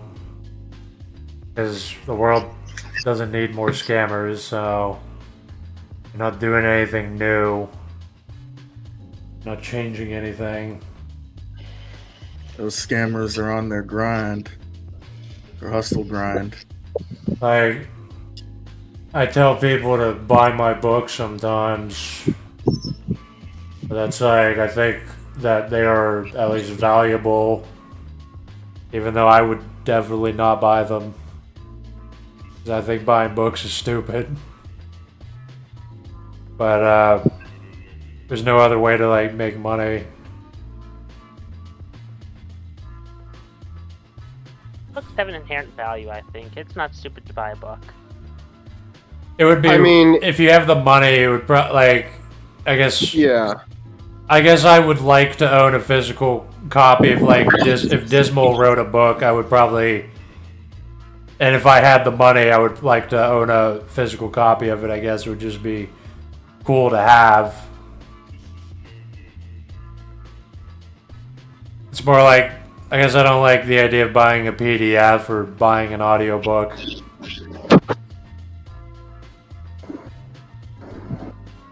Yeah, that's pointless. It's better to just torrent PDF. Yeah, I was about to say, I have like over 10,000 PDF books that I downloaded for free over the past 10 years. But if it's a hardcover and like let's say that it's actually good literature, then yes, I do think it's worth buying. Oh yeah, buy Dex books. It's just that hardcovers cost more to print. That's why I haven't done them. I think it takes like an additional like $5 off the profit for me or something. I don't know, in a way I kind of like collecting physical books. It's kind of nice to just go to your cabinet and then you can just get something and open a page, and I don't know, I mean, to me it's a little more convenient. I was wishing I had something better to read whenever all the power went out. My phone battery died. Yeah, something like that. If something happens, you kind of... something to... And it's like... look at. Like hardcovers, I would like to do hardcovers, but... It's like originally my first book, it was going to be colored with hardcover, and then it told me like, you're going to get like 5% of the profit from this. Like 5% of the cost of the book is gonna go to you if you do this.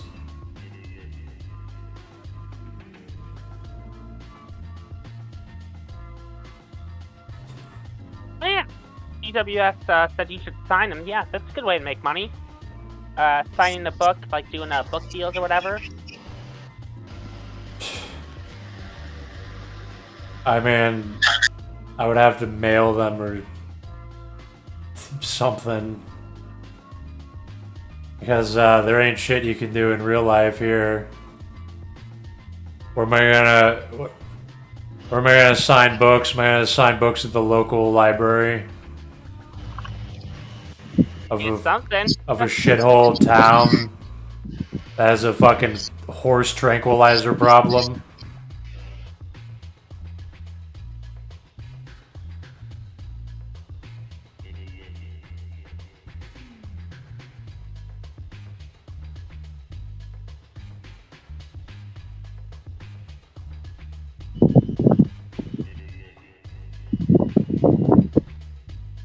By the way, how long is the manifesto roughly? Is it fairly long or is it more short? It's right now it's 390 pages.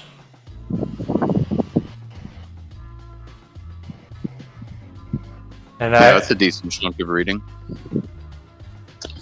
I wasn't planning on making it this long. I was every book I write, I usually get to the 300 page range, and then I'm like, I need to stop this, because this will never end.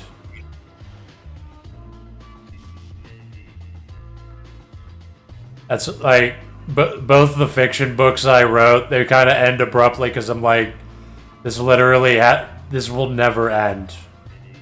This will literally never stop. It's sort of like what the creator of Attack on Titan decided after some time, that the way he's going with it, it's never gonna stop, so he just had to make an end. Not even really like, cause like, I had sequels planned for them that I have worked on.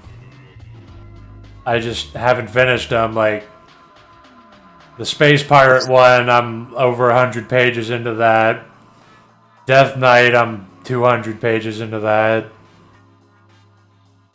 Like they weren't supposed. They're just not supposed to actually end where they did.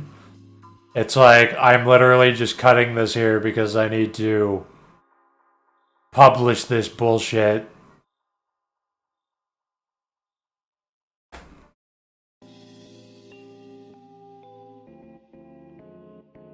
And like this manifesto too, it's like I need to just end it. Because today I was writing about like liberalism and shit. Because I didn't expand on it enough. I didn't talk about how evil liberalism actually is.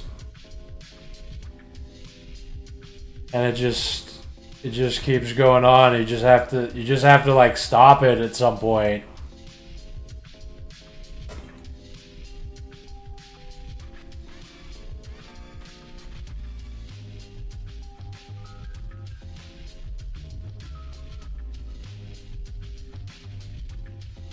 Yeah, I feel like that's one of those things when you talk about the truth and depravity of many of the systems. You could just go on so much. There's basically no limit on how horrible the system is, and the only thing you could do is dig deeper, as our discussion in this chat and in your Discord server. It's just, there's so much to talk about. It's hard to do it justice by summarizing it. Well, this book is mostly me explaining what the consciousness is, what it isn't, what we learn, what we think is part of it, and consensus, how people come to believe that, like, what we agree reality is, people just assume that that's, like, objective and true. It's like, it's just settled that because multiple people just believe that something's the case, that means it's true. And then I like just go through all the ways that this is like corrupt and perverted. And then I just start like talking about religion and political ideologies. I was roasting capitalism for like 20 pages. I talk about Judaism for like 15 pages.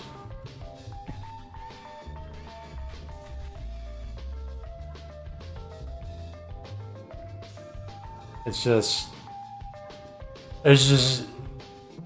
basically just like, you're talking about like consciousness and all the interactions it has with the world. You basically are just writing the book of everything. And it's just gonna go on forever. It's gonna be like over 800 pages or something.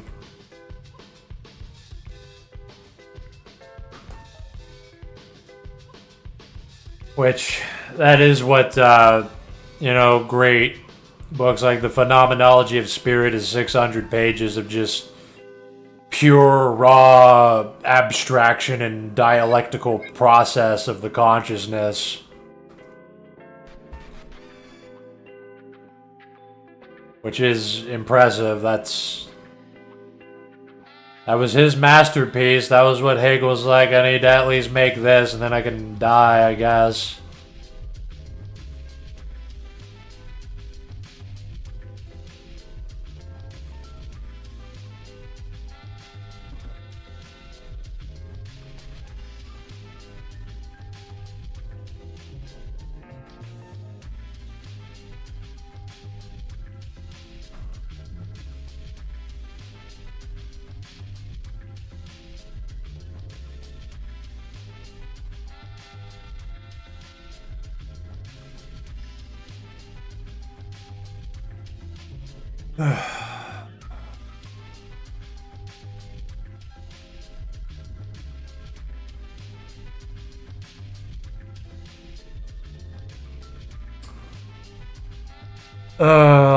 I'll end the stream in 19 minutes.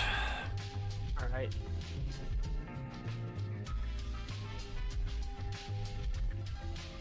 It was a good one. Because I explicitly said, like, I need to talk about liberalism more, and we talked about it for over an hour, so I went pretty thorough and in depth on it. So, I think there's probably countless hours we could probably talk about liberalism and all its everything about it, and it's how bad it is.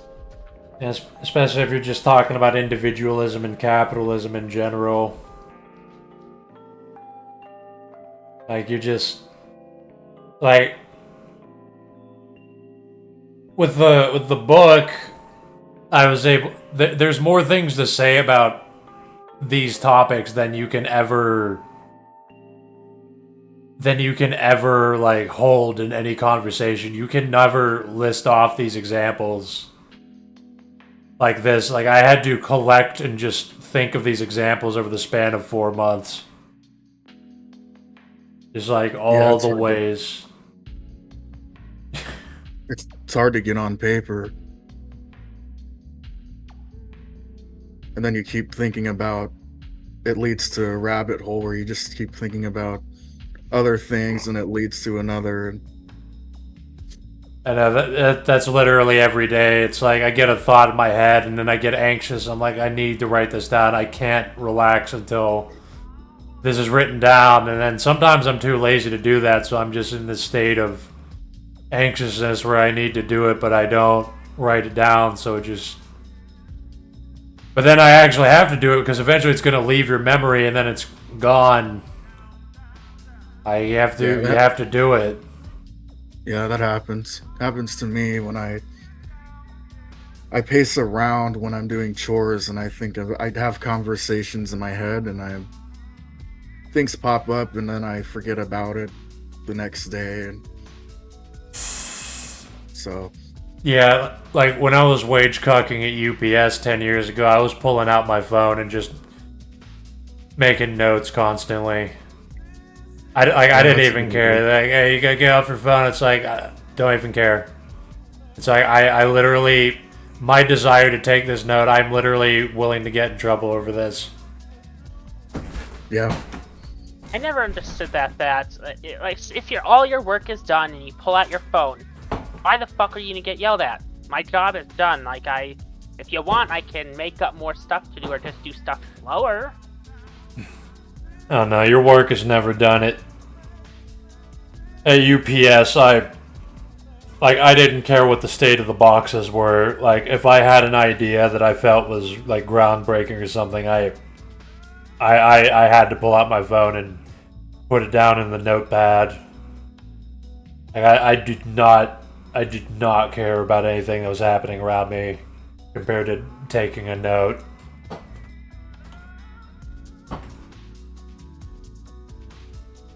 Yeah, writing is basically the ultimate way to actually practice thinking and use our brains. I'm ashamed that I haven't done much writing outside of being told to write about the civil rights movement for my college essay.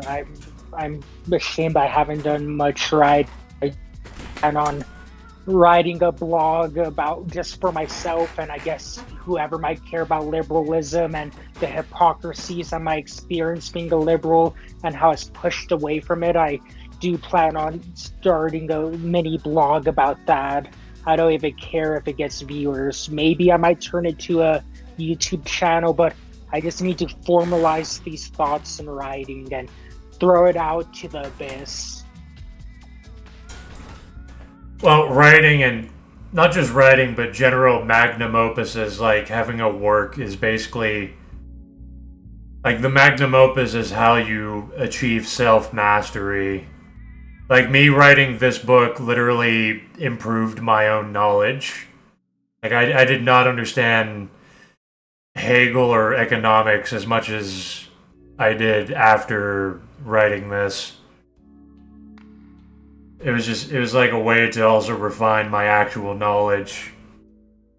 And for like, there's actually, writing sucks, and I actually hate writing. I force myself to do it. Sometimes I do enjoy it. Sometimes I do like it. Like, I'm happy to do it. But for the most part, it's like a slog. It's like I'm just grinding through it, and it's just not what I thought it was going to be. Just forcing it. And like, especially, like, I don't even work that hard on it. I'm pretty lazy.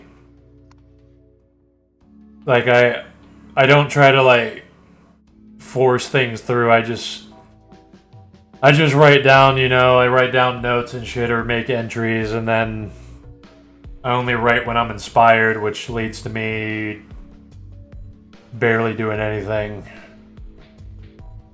I mean, it's good to create.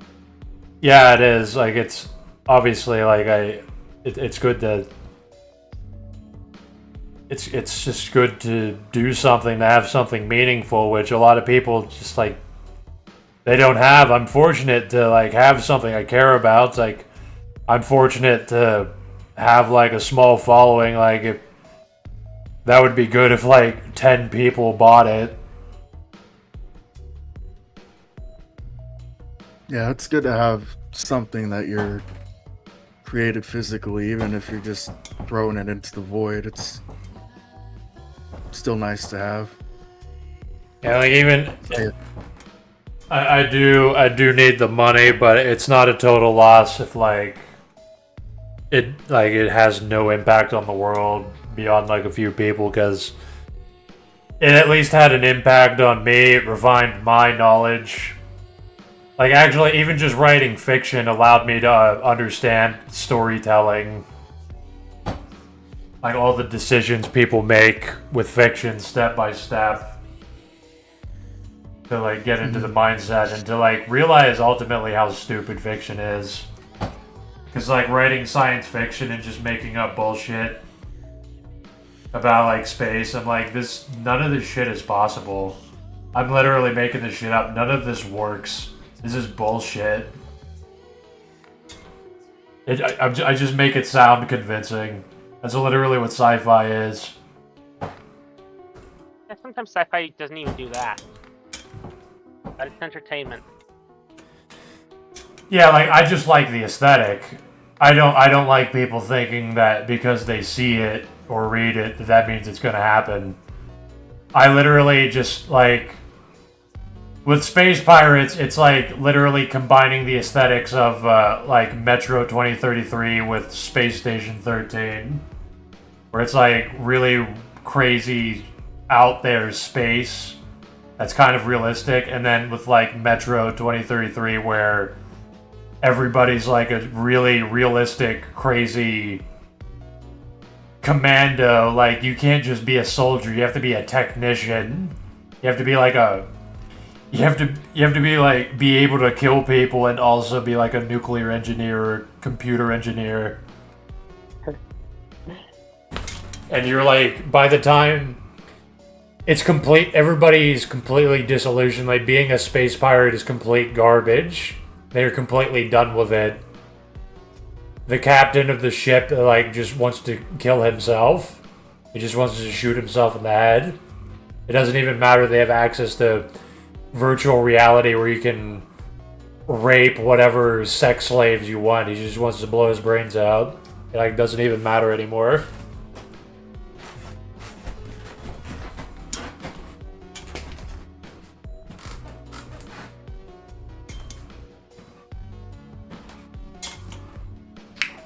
Yeah, I mean, I feel bad for not really, I don't know, I can't really write. I'm just so bad at writing. I just read something and that's it. I don't really do anything with it. I just do it out of enjoyment. Like, oh, okay, that's something to know. I can't even write That's an cool. ending.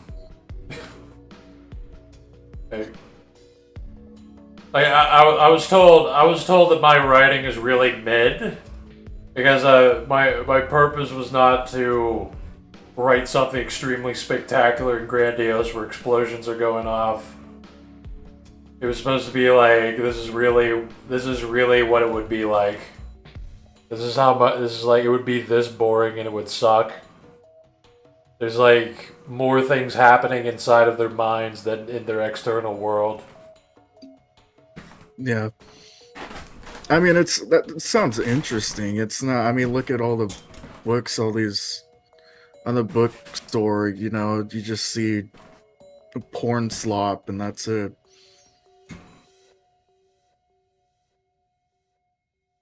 Yeah, like For women.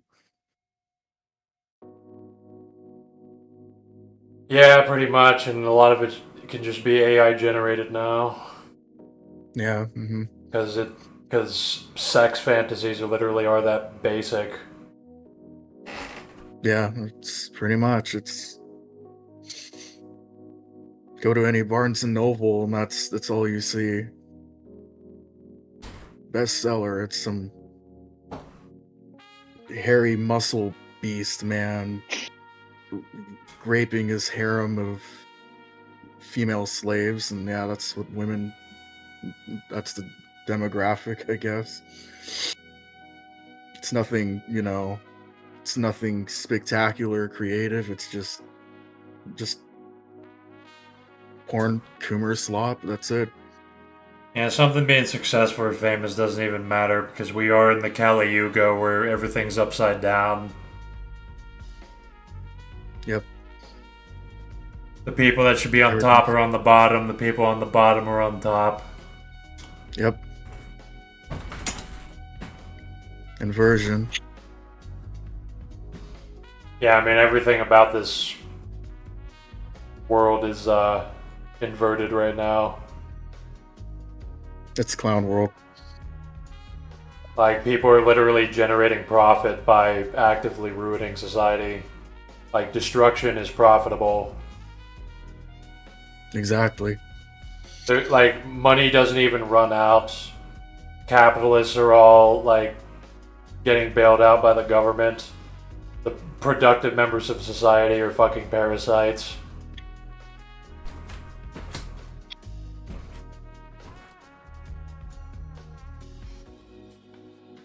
Yeah, I mean, at this point, I'm just honestly, in a way, I think it's better to just not even really make myself look or make yourself look good for the society, you kind of have to cripple yourself in a way, and to the point where, oh, okay, you can't work, we'll give you money.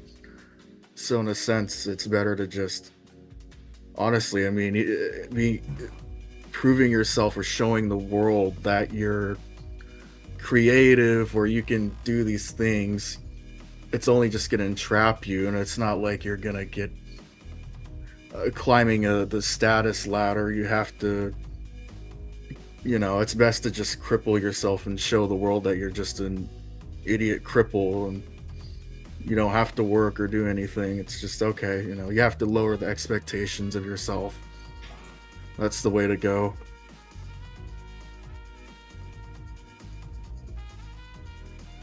Yeah, pretty much.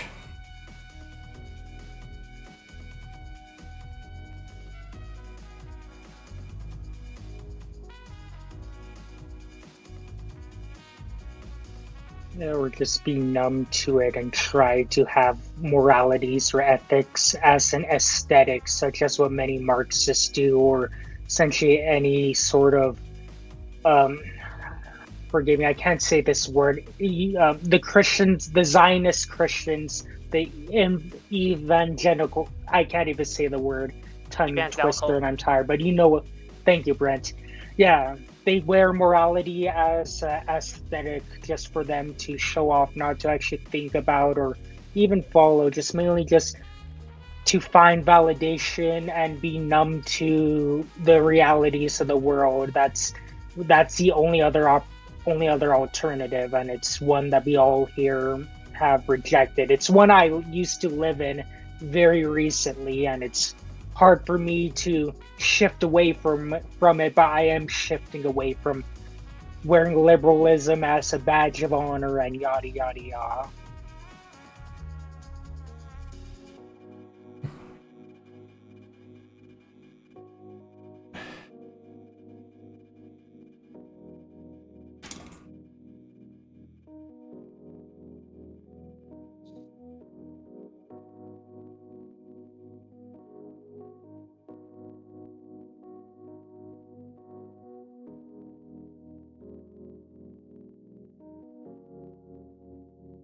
I think one of the most fulfilling things you can do is help others and teach others any way you can.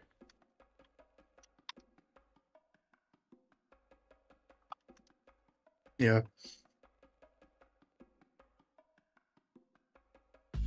You're correct.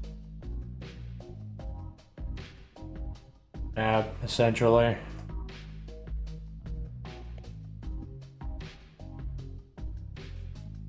Or even to just have recognition from somebody beyond yourself or your equal.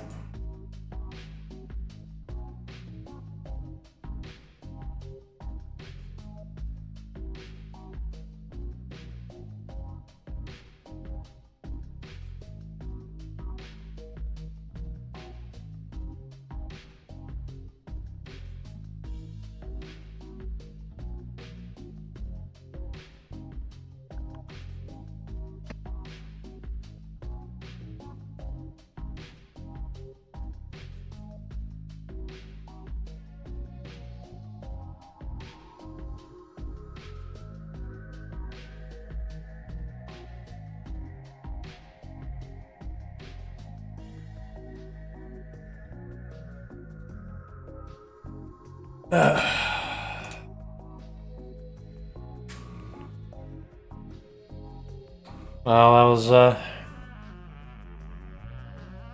yeah, that was definitely a good stream. You have good input on liberal.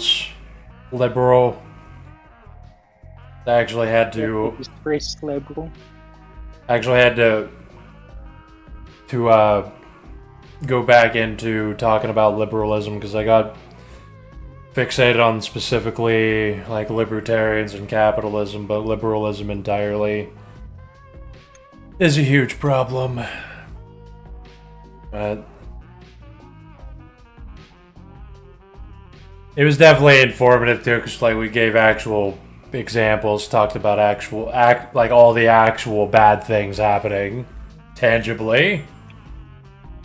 So Yeah, like kind of hard to argue with these people if you aren't like if you're like a conservative. If you just complain, oh, these dang liberals are the reason why I have to pay $5 for gas. Darn Joe Biden. They don't even care about the actual problems or even know what liberalism is, despite being liberals themselves. Most people can't communicate what liberalism is and its logical outcomes. Or they'll just say, oh, we just want to help people and let people live free, when the logical outcome of that is power is going to be consolidated by a sick, twisted group, i.g. the United States, and we all know the rest from there.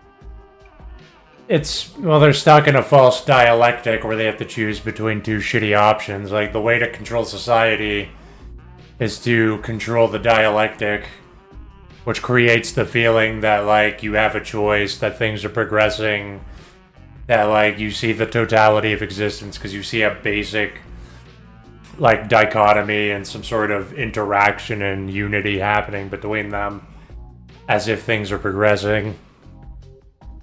And it's all completely controlled by the assholes.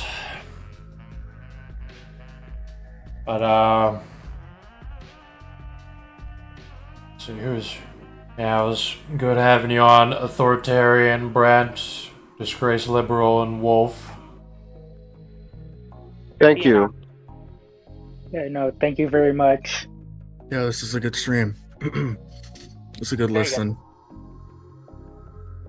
Yeah, I think people would, like, be uplifted by even tuning into it.